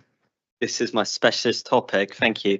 I've been very excited for this question. No, actually, this was more about, I keep banging on about demographics, and this is possibly the procedure aspect as well of, and if you go and you ask, you'll get a certain answer back depending on who you sample. I suppose the other demographic question I had in back of my mind is with an aging population, how are we catering to the kind of as yet unmet demand that we're going to get from an older population that we need to keep as a older population? And at some point the government may swoop in and say, right, you know, NHS isn't the way forward. We need to keep these people, you know, healthy in the first place. So this doesn't apply to boxing, but it did apply to the bowls and also to the swimming provision. Have we kind of factored in what the demand might look like with different population? I take your point earlier that you made that 5 years down the line things could look very different, or we know what things are going to look like in 5-10 years based on aging populations. So how's that factored into it, if at all? So we would look at the Sport England facilities planning model specifically for swimming, which does look at the population demographics across the area. And I think you're right. Sports like bowls are generally for the older population, although a number of them are trying to bring in younger participants as part of their sport. And the national governing body sort of provides us with information around the number of members that can be accommodated per club, and they will outline whether they feel there is that has capacity for future demand in terms of those population numbers. So in this case, the national governing body has said, there's no demand for more clubs, but let's support the clubs that are there at the moment and improve the current facilities that they've got to be able to sustain more members. Councillor Power. Chairman, I noticed there's no mention of Petanque, which is a very good way of getting more mature citizens out in the fresh air. Is there any intent to plot those? I'm not sure whether you call it a course. Yeah, I think it's a court, isn't it? Yeah, we would normally include those in the sports facility strategy as well. The reason they're not in here at the moment is because we've got no emerging priority projects for them, but yeah, they would be included. Okay, any Councillor Latham. Thank you, Chair. Again, this is another point of mine that was sort of in the general feedback, but as bowls wasn't feeling much love, I thought I'd put it in here. We're down, again, with my parochial Bishop's Waltham hat on, we're down here for the renewal of the club lease. And something that I think might feedback for me on sort of significant issues or concerns, and especially with the strategy going forward, is around sort of lease management with smaller organisations. I mean, Bishop's Waltham is one of the larger parish councils in the area, and we still struggle with, how best to, and each time it seems like a real headache. We've been approached by other parish councils close to us for guidance on how to help with leases to sports clubs, because we all want these clubs to be there. We all just want to do it the right way, and it inevitably involves a lot of time, a lot of money on lawyers and things. So as part of the strategy, is there an opportunity for Winchester to help with sort of overall guidance as part of the strategy for keeping these clubs, with security of tenure, etc.? I think the strategy is already showing an emerging issue around that. It's highlighted as one of the kind of key strategic aims, and clearly it comes through in a number of the clubs. I think I won't promise right here, right now, but I think it's certainly something we can take away from tonight's conversation and have to think about. We as a council, we have that broader sort of enabling role to support the sector and help all the wheels to make all this stuff work. So we can certainly take that away and possibly have a conversation outside the room about, if there's a role that we can help to make that possible. Yeah, that's great. I'm not talking about outsourcing, but just some sort of guidance, because again, we sort of struggle otherwise. Sorry, just had something to say. It was relatively kind of pertinent to this point. So we are working at the moment with other counties to put on a Hampshire Sports Club conference, and we've been surveying all of the clubs in the area about possible themes, things that clubs would like to know about, because a lot of clubs have the same issues, and this lease management is something that has been fed into that scheme. So I'm very happy to have a conversation with you outside of the room about, if that does come up as a potential topic, how we best connect the bowls club to that event. Yeah, I mean, I think it would be useful. We've got it with several of our clubs, and like a lot of councils will have, and even something approaching like a model document or a model procedure would be, I think, useful across the board for all sports clubs and councils and sort of landowners to us. Okay, we can move on to sports halls, and do we have any comments, contributions in terms of, again, thinking back to the key questions here? Does this assessment feel right? Does it pass the sniff test? Any observations you'd like to, Councillor Bolton? On the sniff test question, do I read that correctly? There are no dedicated or non-dedicated gymnastics facilities. Is that right? Yeah, from feedback from England Gymnastics, that was registered facilities that are registered to them. So there may be dedicated gymnastics facilities that are used by clubs, but they're the ones that are affiliated with England Gymnastics.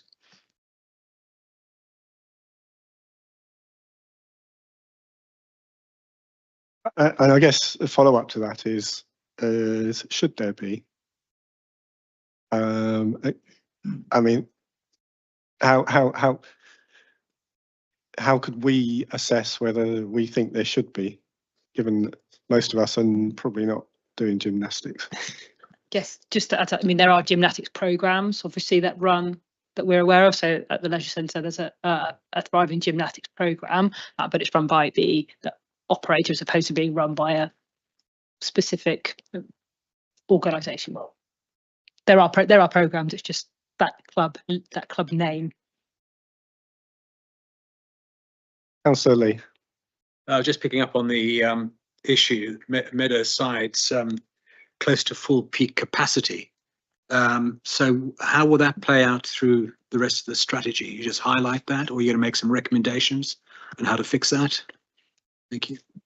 Yeah, there will be some recommendations to look at in terms of, you know, the hours of use that they have, whether there's any option to extend that, and also looking at where the nearest sports halls are to them and whether there is options to perhaps open school sites up for community use in the area.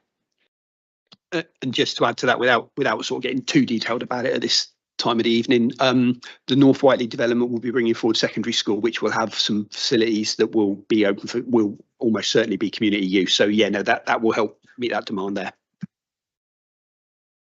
Okay, we could just move on to swimming. Any observations, Councillor Power? Will you be assessing if, thank you, Chairman, will you be assessing if there's an adequacy of swimming lessons?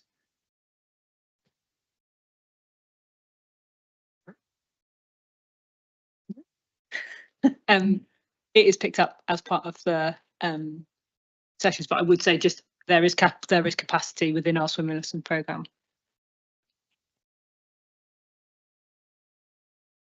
Okay. I think we've dealt with swimming. Boxing. Anyone got any? Councillor Aaron.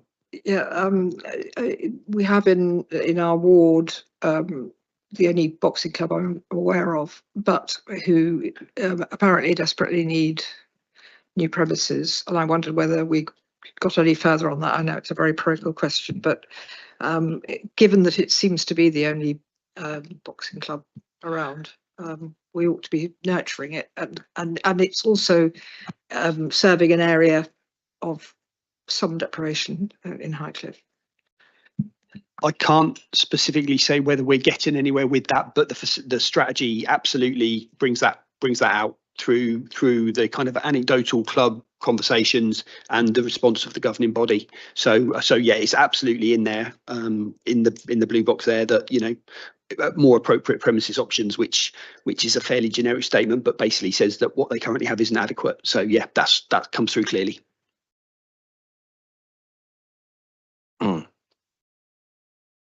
Okay. I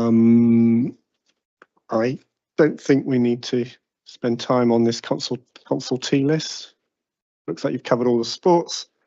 And in terms of the rest of this slide deck, it's what are the next steps and the timetable. I guess my question around stage E is where is it decided? Which forum will you take the eventual strategy to? Is it cabinet, or would take it to ratify? I'm not 100% sure of that. You need to leave that one with me, because I don't want to guess, but you know, clearly we need to make sure that the finished document is taken on, accepted, adopted, whichever is the right phrase. But yeah, we'll need to do the necessary steps. I'm not quite sure. Okay, all right. Sure. Just want to clarify: is the paddle tennis now part of Lawn Tennis Association, or is it not separate?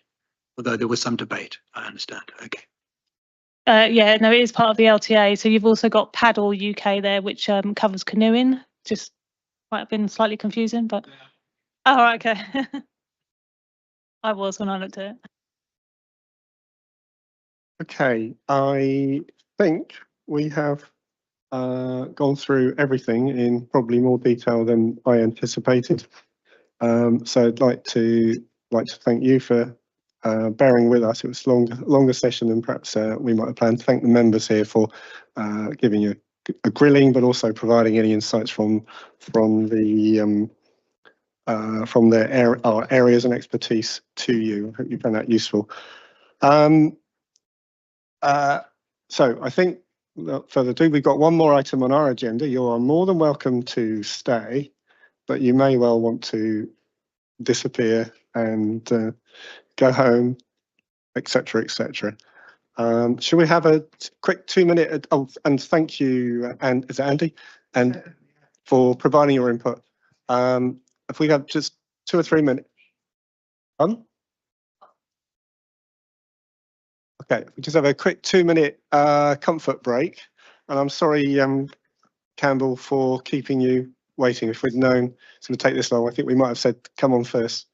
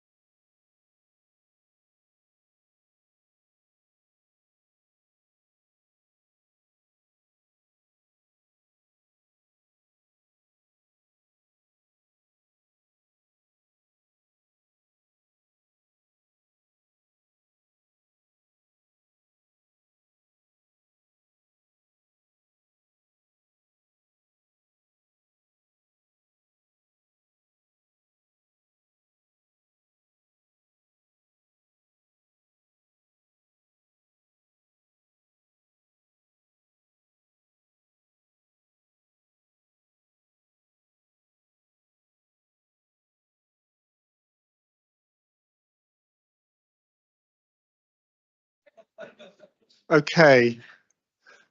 Thank you, Claire. Have we got the recording going again? Thank you. So our other main item on the agenda is waste and recycling, a verbal update from Campbell Williams. So Councillor Lerny, are you going to introduce it, or? We're going to do a bit of a double hander with Campbell talking about where we are now and me saying where we're going next. Okay, thank you, Councillor Lerny, and thank you to Councillor Knoyson. So I came to the this committee probably in middle to the end of last year to talk about what we were doing, and it was really helpful to get some input into the decisions that were then made. This is less of a, so there isn't any decisions at the moment.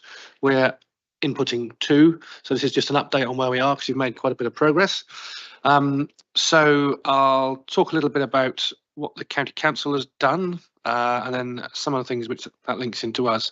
So the County Council, as you know, is a waste disposal authority. We're the waste collection authority, and at the end of January, the exec member for Universal Services at the County Council, who's Councillor Kirsty North, approved a £50.5 million investment, 50.5, in new recycling infrastructure at her decision day in January. And that money then went forward into the capital programme, which was approved by the County Council on the 13th of February, so 10 days or so ago. And that's for the capital investment into the material recycling facility at Eastleigh, which they own the land for, and which would enable the collection of pots, tubs and trays and cartons, which we don't do at the moment. So there are a number of ways that could be built, and we're working with the County Council at the moment, as are the other districts in Hampshire, to work out the best way that that happens and how we all work together to jointly take that forward. If they started tomorrow, which they won't do, but if they started tomorrow, that would take about 2 years to build. So realistically, around potentially, sort of October 2027, 2.5 years.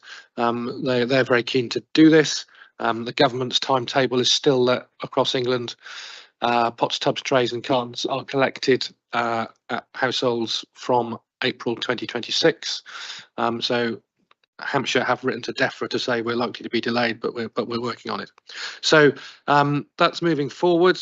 As I say, there's still some work to do, and Councillor Lerny will talk about what happens next, but there's still some more work to do on that to try to identify the best collection solution for Hampshire as a whole to fit into that recycling infrastructure.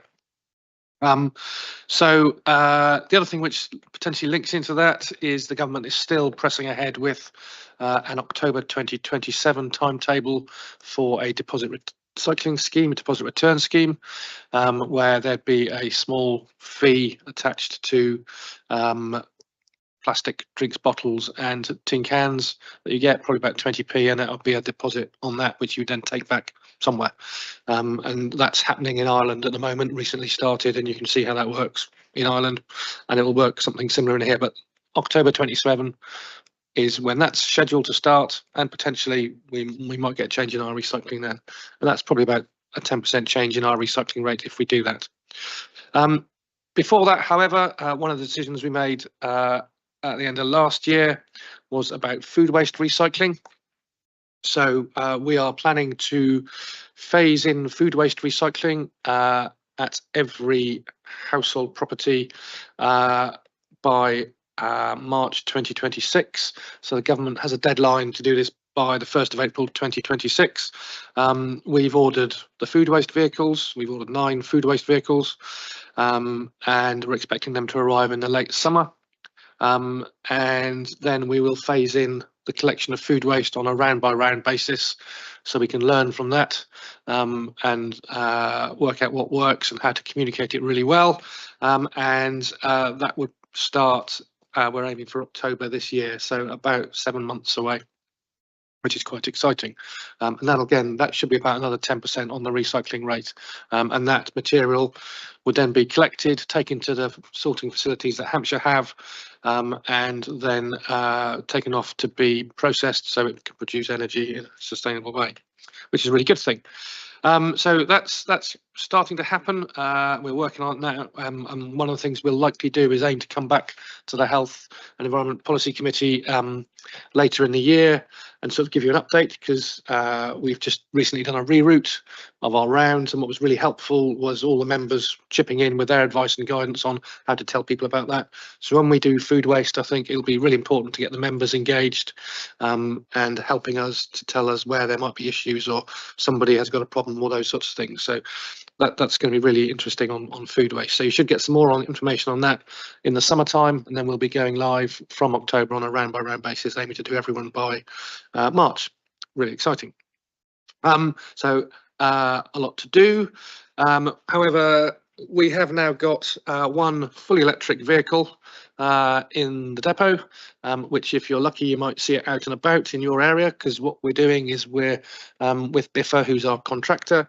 They are testing it and working how far it will go, how to use the bin lifts, how much noise it makes, how you recharge it, and all those sorts of things.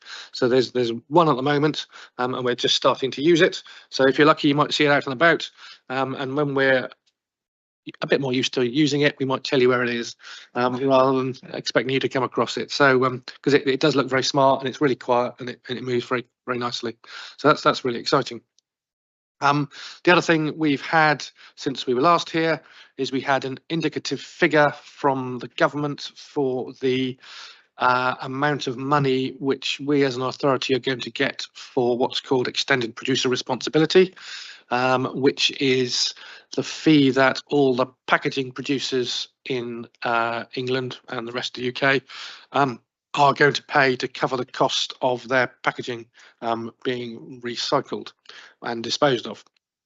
So, for example, if you are Coca-Cola and you produce a drinks bottle, you'll be paying a fee towards an organisation called PAC UK, which is a sort of government body, who will collect all those monies and give it out to the local authorities where the cost is. So the intention of that is to shift the behaviour of packaging producers to produce less packaging. So packaging would then become smaller, more lightweight, of a single material, simpler to recycle, and all those sorts of things. But we were given an indicative figure, and this is money we're going to get in the year 25-26, which was a net figure of £830,000 for Winchester. And not dissimilar figures are being provided to all the other local authorities in Hampshire, and additional funds are going to the waste disposal authorities as well for their cost in disposing of this. That's a net of some of the income you're expected to get from it, but it's still a significant figure and will help towards some of the funding of this simpler recycling programme. So that's a little bit about what we've done and what's happened nationally since I last came here. And Councillor Lerny is going to talk a little bit about what we do next and where that might go. Yes, thank you. I'm going to go back a bit before we go forward, because not all members here will be aware of some of the background.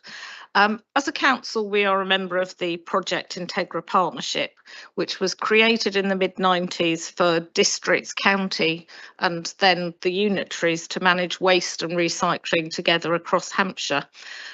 Although this was initially very successful, with Hampshire becoming one of the top recycling areas in the country, in recent years the failure to invest in modern recycling structure has left us at kind of the bottom of the heap, which is certainly not where we want to be. Alongside the other districts, county and unitaries, this council agreed a Project Integra joint municipal waste strategy at the beginning of 2022, which agreed a move to a twin stream waste collection system, which would add pots, tubs and trays recycling with a separate paper and card collection. So paper and card collected separately to other recyclables. And it was on that basis that Hampshire applied for planning permission on the site in Eastleigh for the new materials recycling facility. Last year, all the districts agreed to ask the County Council to look at a change to a full commingling solution. So essentially all your recyclables, including glass, all collected in a single bin. This was clearly the cheapest option for collection authorities, as it just means you've got 2 bins to collect. Although the national regulations say that separate paper and card collection is the default that they're expecting councils to do, full commingling is potentially allowed under the regulations, although there are several hoops and barriers to jump through to if you want to collect like that. The county has done a significant amount of work on looking at the costs of the different methods of collection and the cost of disposal, because clearly it is the total systems cost which reflects what will be the cost to the taxpayer, whichever authority that falls on. Though that work has shown that there is a lower system cost with a twin stream collection, and it also indicated that if we did not move forward to twin stream, the need to redesign the MRF, to reapply for planning permission with different amounts of vehicle movements was likely to lead to a delay in building the new MRF from 2027, which is already beyond the government deadline when they're expecting us to collect pots, tubs and trays, to around 2029. And in addition, there's no certainty that that would actually satisfy government requirements. There would actually be a considerable amount of technical work to be done before you could do that. So a Project Integra meeting was held earlier this month to discuss the costs and the way forward, but failed to come to an agreement, with many districts saying the switch to twin stream was going to be too costly for them. As a result, County Council agreed to hold one-to-one meetings with districts to see if all the authorities could come to a unanimous agreement. We were keen to get in early on this, and Mr Williams and I met with the County Council Executive Lead Member for Universal Services this week to express our priorities as a council, which were essentially to maximise recycling rates at the lowest practicable carbon and taxpayer cost.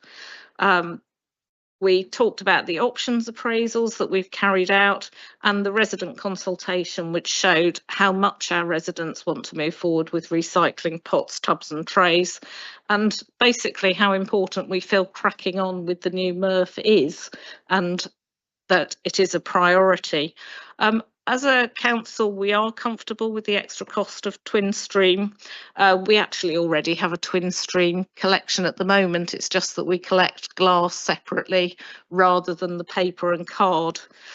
So we estimate the cost at about £90,000 more per year, on top of the commingling option, and on top of that there will be some capital expenditure for the card and paper bins, whatever form they take. But collecting the card and paper separately will lead to a better quality of recycling.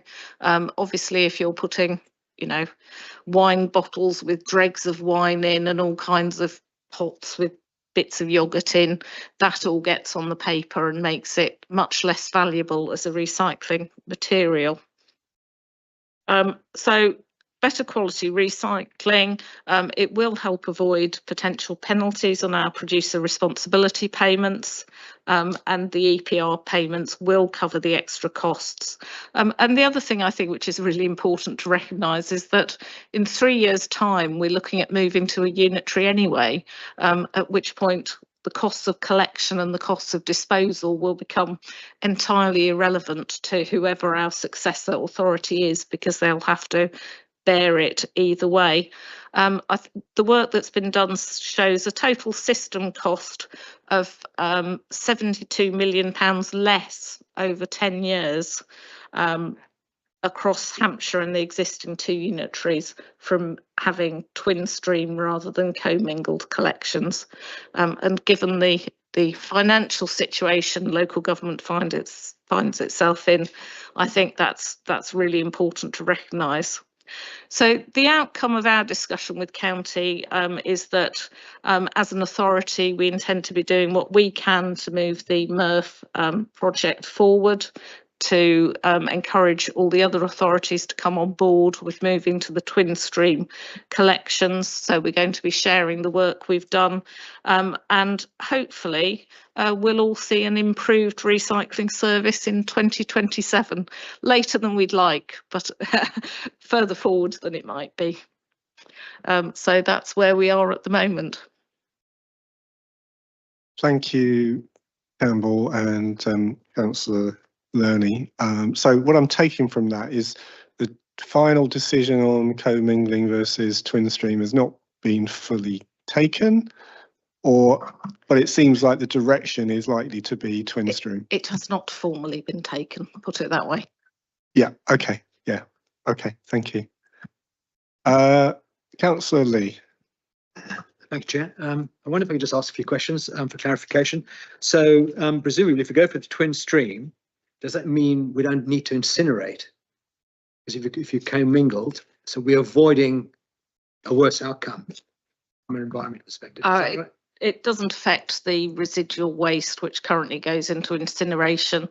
I think there's a lot of work to be done on waste reduction and seeing how much more we can get out of those residual bins. Clearly we'll be taking the pots, tubs and trays out, which will reduce what's going into the incinerator, but it won't drive that incineration rate down that far, frankly. Okay, thank you. And the other one was on the food waste. The processing were done through an anaerobic digestion facility somewhere, so that becomes biogas. And that biogas will be used for what? Some industrial purpose somewhere, somehow? We assume so. It is a county responsibility to deal with that disposal. We will be, essentially, we will carry on taking our waste down to, we anticipate, Otterbourne, where it will be aggregated and county will choose where to take that. But it will be anaerobic digestion. And it will go into some kind of industrial process or even into the gas grid, depending on where it gets taken to. It's best. And my final question is on the food waste vehicles. Those are going to be the EV vehicles. Totally, is that right? Wholly? No, we're going to be running those on HVO. We did the calculations and looked at the availability of electric vehicles. There was insufficient capacity at the depot for a full fleet of electric vehicles in any case. And when we looked at it, the introduction of the full-sized, if you like, waste vehicle that we've done already produced a bigger carbon saving than what we might do if we switched the food waste vehicles to electric. Interesting. Okay, thank you. Thank you. Councillor Bolton, sorry. Thank you, Chair. Kelsey, just to clarify, so twin stream, glass still separate? No, all containers would go into the recycling bin.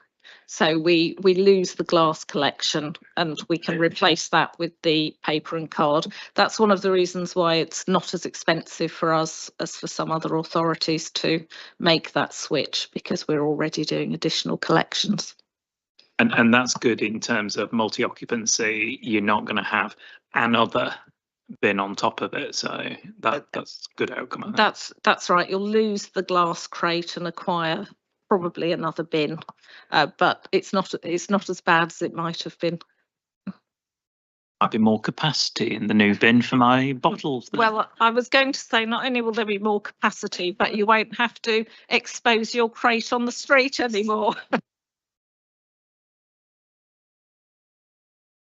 Councillor Power. Councillor Bolton's asked the question already. Okay, can I just ask a question around the, so the county has approved a 50.5 million investment. I want to just understand what that means in layman's language. Does that mean it's going ahead, or does that mean it's just a stage in the process before they commit to going ahead? It's very similar to when we put items in the capital programme in our own budget, where those are still subject to further business decision processes. The county council still has some decisions to make around, for example, the level of automation that they're going to go for with the new MRF. So there are still decisions to make going forward. They are seeking to make a decision before the end of this month to move forward, which is why they've been moving forward rapidly with conversations with the districts, looking for agreement. When you say the end of this month, do you mean March or February? And sorry, March. I'm getting slightly ahead. Yes, they're looking for a decision by the end of March in order to meet a number of deadlines to move the project forward. So that would be through an executive member decision day. Okay, so okay, hopefully it is fairly imminent then, not another indefinite period. I guess the question that also follows from that is legal obligations. As I understood it, the collecting authority has separate legal obligations to collect, and if the processing authority can't actually, deal with it, we can't collect. Where do we stand on that, or has that been unravelled and are we underwritten in some form? What does it mean? Well, legally, the collection authority can tell us in what form it wants us to deliver our waste to it. I don't know if Campbell wants to add a bit more to that. Yeah, no, legally it's disposal. Sorry, disposal.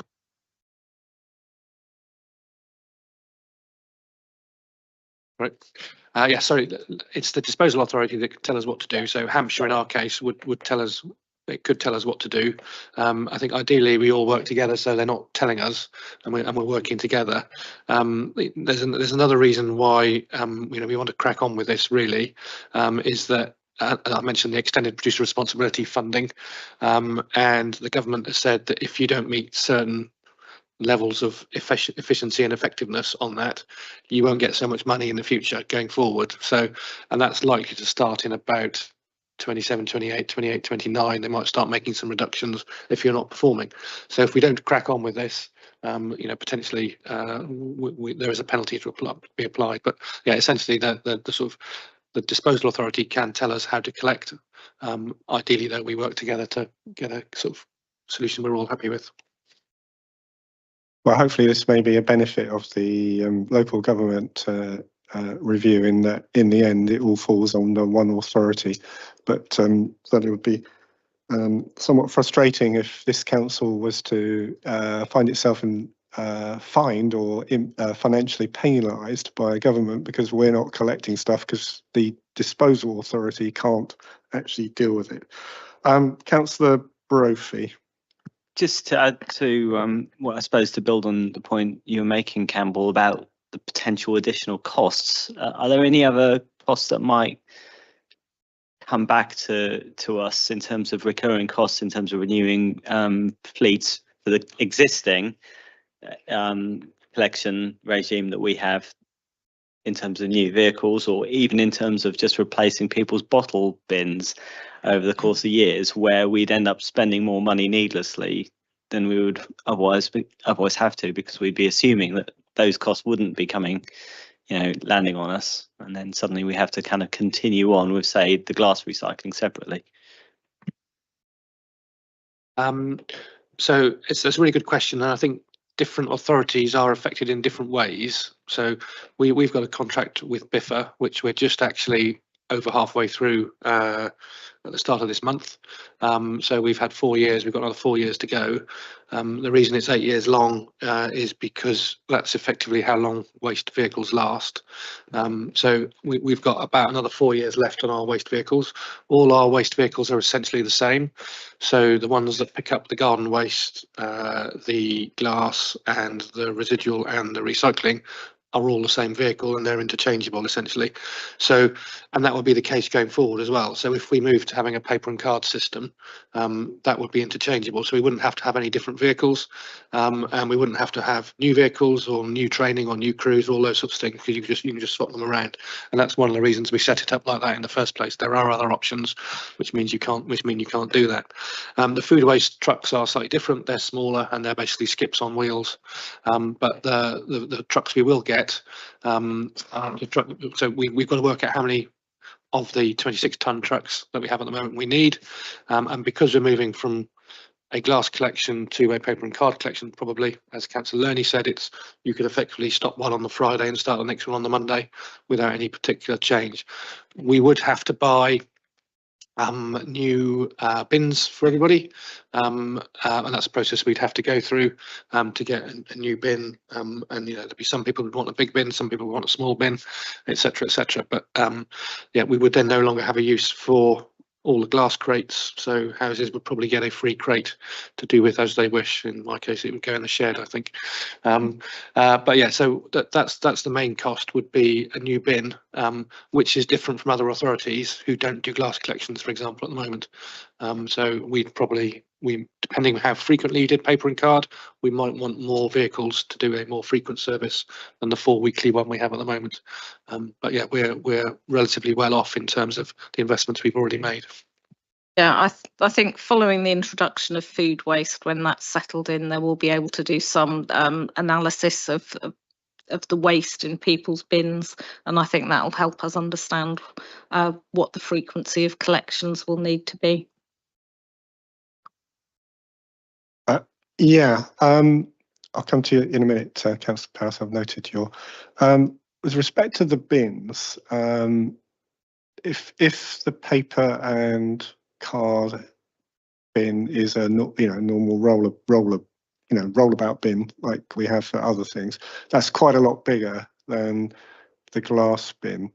And if I remember the survey work that was done, there was a preference then stated to minimal bins, which led us to a recommendation, I think, that we would go co-mingling. So although the number of bins hasn't changed, just the physical space that people are going to need is going to be a bit more of a challenge. There'll be more properties where they're really struggling for space. How far through thinking that through and dealing with some of the places where there really is very minimal space and so on, how far through that are we?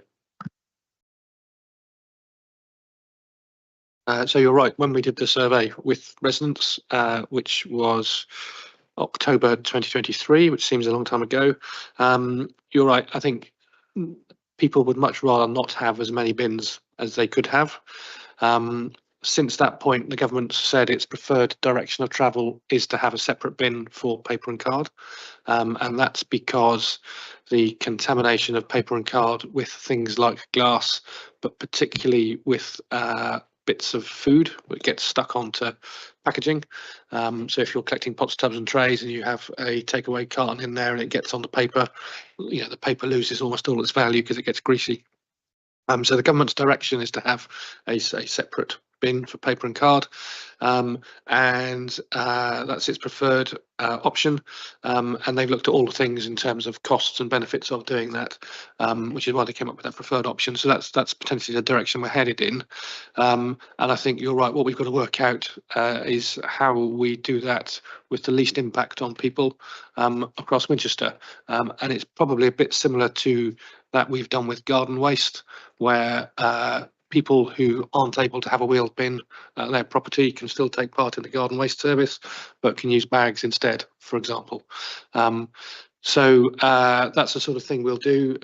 This happens in other authorities quite successfully, and I think all the top recyclers at the moment, who are on about 65%, they have sort of this many bins, and they're not dissimilar to Winchester in the way they are structured and operate. So I think it's something we'd have to work through.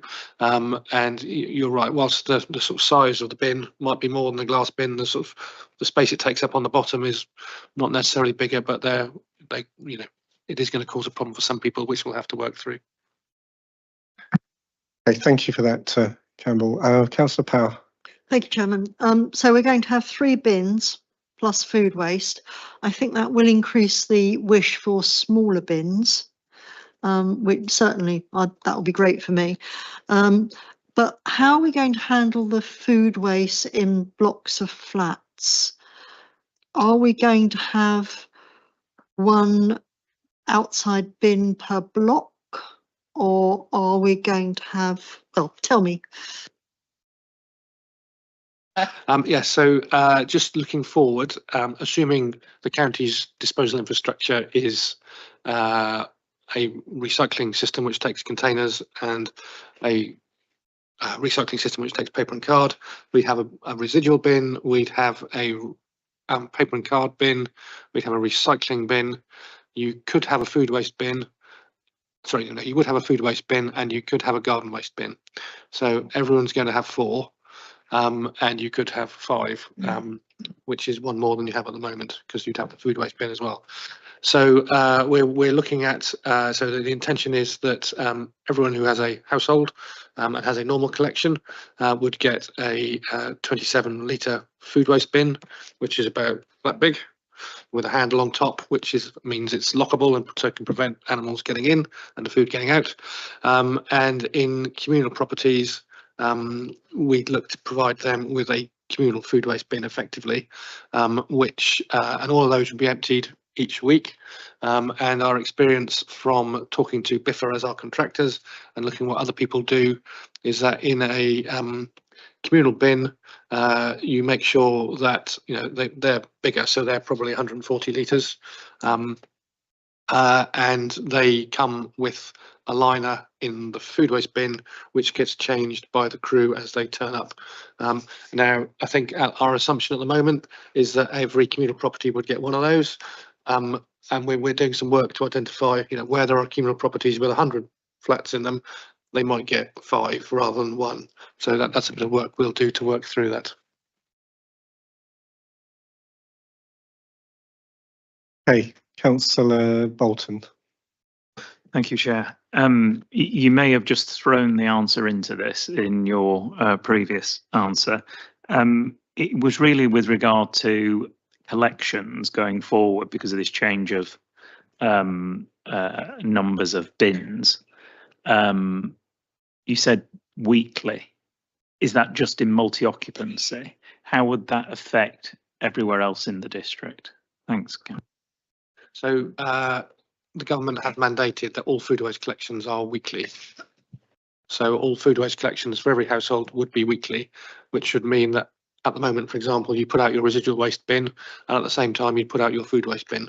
The following week you put out your recycling bin and you'd put out your food waste bin. So it would be every week, everywhere, except communals where it's taken without you having to move it.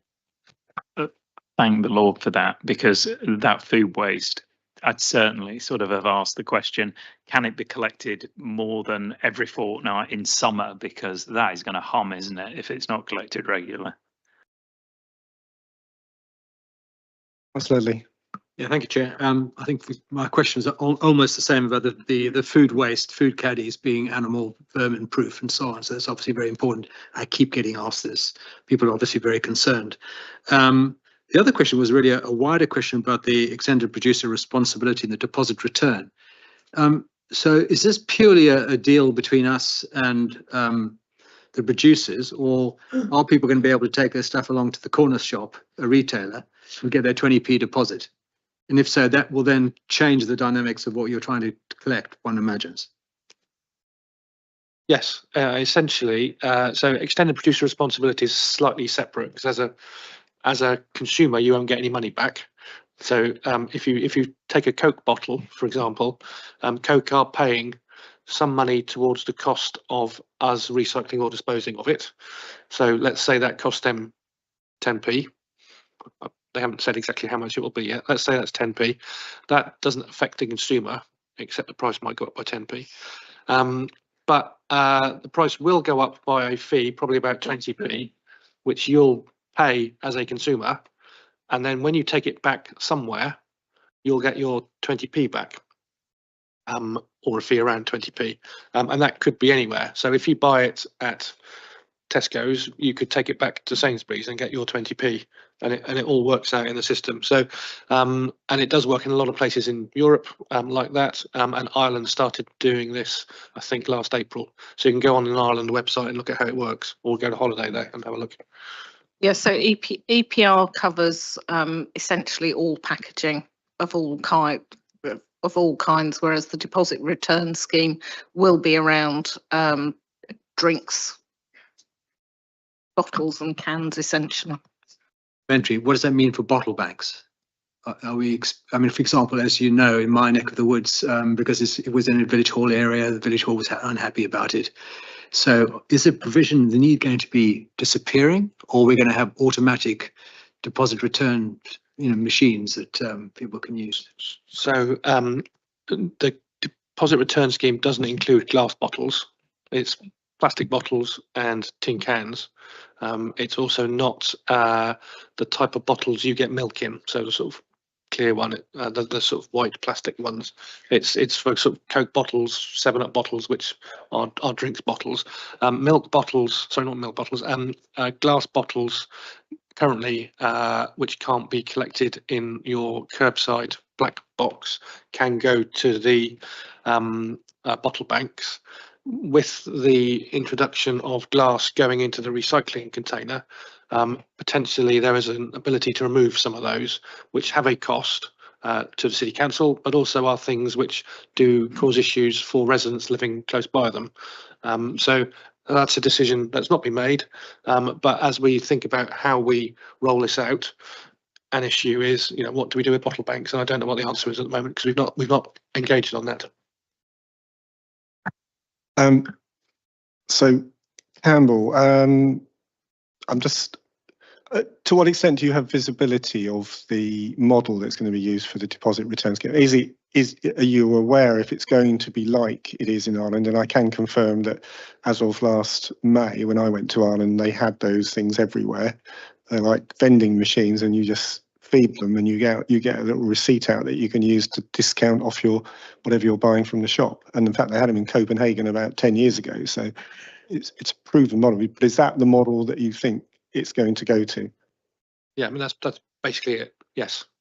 And I think there is an opportunity for community groups and parish councils to host vending machines at their organisations, because I think, as well as if I put something in a machine, I might get 20p, but the person who's hosting the machine also gets 1.5p or 1p or something like that, which is an incentive to people to host them. So there is an opportunity, and there will be an opportunity for community groups in and around Winchester to generate some funds by doing that. But yeah, you're right. That's basically how the system will operate. Okay. Any further comments, questions?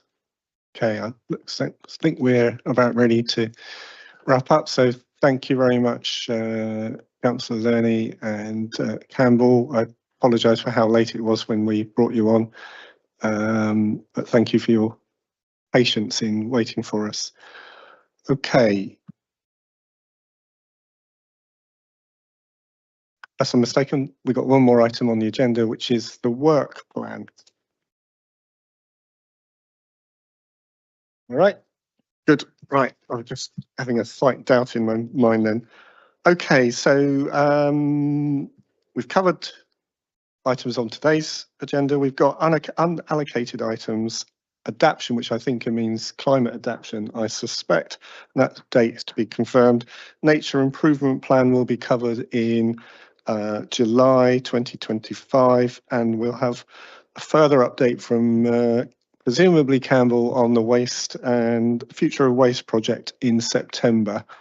That's what we have on the agenda so far, but that might be supplemented by further comments.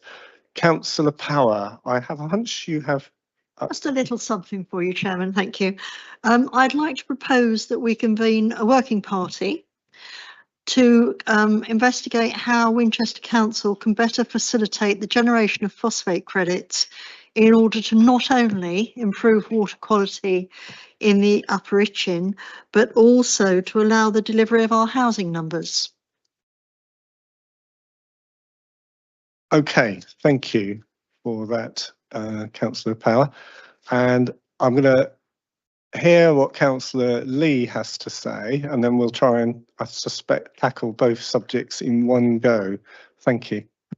I would like to support that proposal. I think its time has come. And just a quick anecdote, I'm quite concerned, as most of my area, my ward is off grid. Neighbours will tell me when I ask them, well, how's your sewage treatment plant working? Well, I don't know. When was the last time it was looked at? Oh, I don't know, 25 years ago. And you know, we're quite close to the River Meon. So there is some blatant pathway risks, environmental risks to our chalk streams, not just in the River Itchen. And if there's a method to get credits to pay or sort out or help those fix these problems, because it's expensive. Of course, when residents move, they're going to be obliged to sort this, but it's before that when you have the problem. Thank you. Okay, as I know some of you know, I have been exercised by the notion of how can backbenchers lobby to get items on the agenda, the HAP agenda, so you know, the ability to influence it. And I am not sure I've fully got a full answer on it, but the very simple answer I could give, which is a partial answer, is the council plan is the place to do that.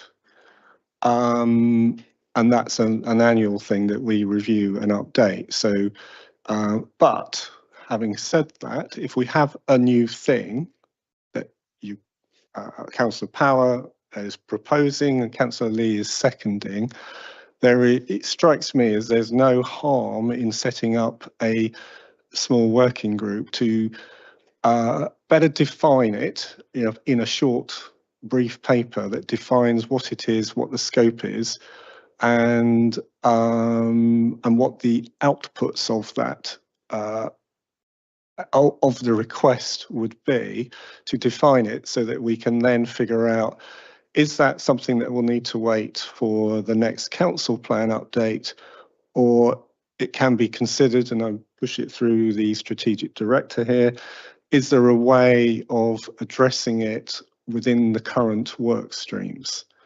So we kind of like, you know, I think what we, in order to be able to, rather than just saying no, I think the answer is I want to say yes, because I want to use this as an example to explore how do backbenchers do these things.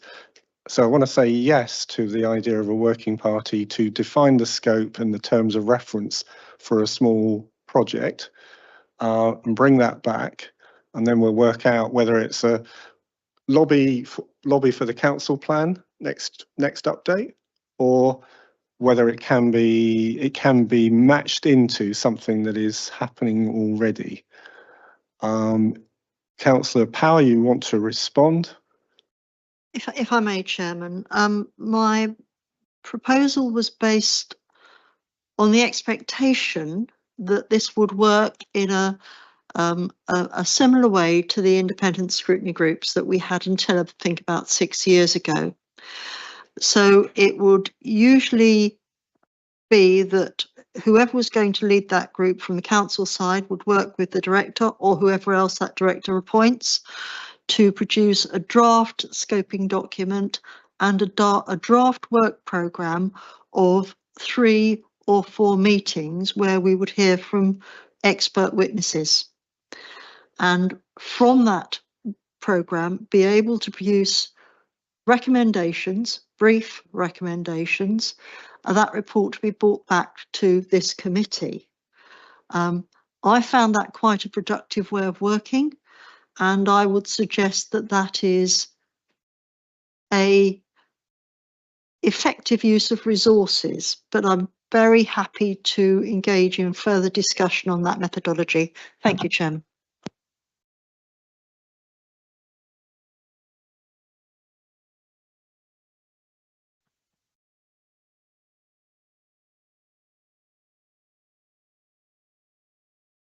Yeah, Lead it come back with it would be more helpful to have the scope and what you're trying to achieve before we went to what methodology. I need to labour the point that your terms of reference as a committee are to have a strategic overview of the progress towards the achievement of the relevant priorities in the council plan. So your remit is to have a strategic overview of the council plan. So as long as what you're asking brings that forwards, as long as what you're asking isn't already available in our performance reports or our business reports or it's somewhere out there, then, you know, absolutely you're saying you can't see something, or you can't, or you see it, but you don't feel it's where it should be, and you scope that bit. That's what needs to happen. And I just want to qualify, if you're having expert people come in, unless you've lifted a rock and we all go, ooh, then the officers wouldn't be arranging all of that. That would be up to the member working group to facilitate. Well, if you could, if Councillor Parry, if you could respond to the answer to your previous point, and then we'll move on to Councillor Bolton. Typically in the past, and I brought this proposal forward because I am told by developers and those installing new systems that there is a lack of transparency in how you move forward with releasing credits which are then sold. There is a lack of understanding from planning consultants as to how they acquire these nutrient credits. I'm not content that we are communicating the process in the best possible way to enable local systems to be upgraded. And I would remind you that all the villages upstream of Alresford are on private sewage systems and have the potential to be upgraded, and some of them have the potential to release credits that are greater than the cost of the installation. Not all of them. I don't feel that process is adequately explained to either installers, house owners or developers, because my aim in life is to marry the two together so that we do achieve two objectives of the council plan, one of which is to improve the environment and the other of which is to delivering our housing that's in our local plan. So I think it's key to the council plan that we do this work. I'm very happy to work with the director in order to move this forward as you wish, Chairman. But I'm fairly confident that it is key to the success of the council plan. Thank you. Okay, and if I've heard you right there, it's a communication document of how to go about releasing these credits, I think. But I think this is where I'm suggesting drafting a document that defines what the outputs would be. And I think that could be a small group, and I don't know if it's the correct phrase to use, task and finish group, that could go away and define that, and it's written down, and then it can be considered as to how and when to do that. I mean, the problem you're identifying resonates, and I can sort of see that, but it's got to fit in with the council plan, and as I'm reminded from time to time, let's just start with the assumption that all the officer resources are working flat out, and if we put a demand on them for something different, that means something, you know, the question that comes back is, what are we going to drop? And that is, in corporate world, there's a process by which you do that, and but let's define what the outputs are and what what the problem is and what the outputs are, get that written down, and then we can try and find a way of addressing it, if that's okay.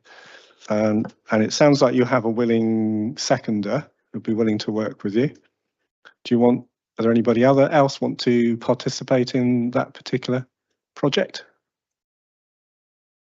Thank you, Councillor Bolton.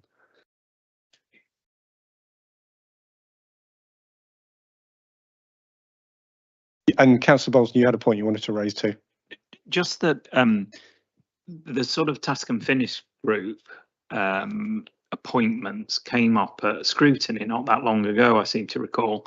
And I might have this wrong, but I thought that the chief exec said that these could only be appointed through scrutiny and that it would be subject to available resource.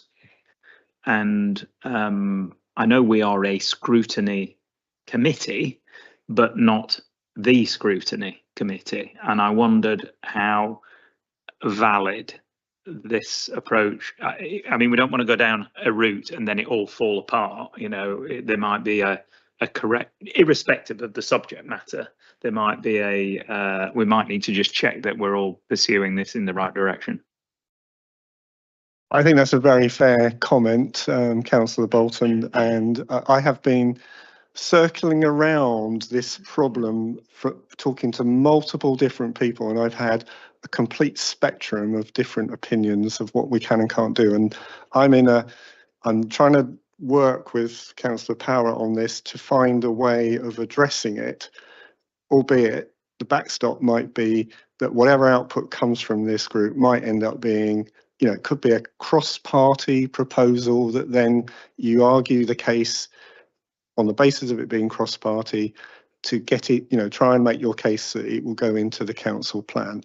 Also, if we've seen it and assessed it, strategic directors and team will have looked at it and thought that's doable, not doable, well, doable, or it's going to take this, and it goes into that process with something that will have scaled the magnitude of the task. And then in among all that process of how do we update our council plan, it might or might not emerge. You know, you have to, you know, with these development proposals, you have to put them forward knowing that there's a reasonable risk that the answer might be no, but if you want the chance of yes, you've got to take that risk. This is how, certainly the world I come from, 20% of development proposals get through, 80% go back, just kicked out. So that's the model I'm kind of trying to work to here. And that makes sense. And I hope officers are not going to slap my wrist later. Okay, we good with that? Thank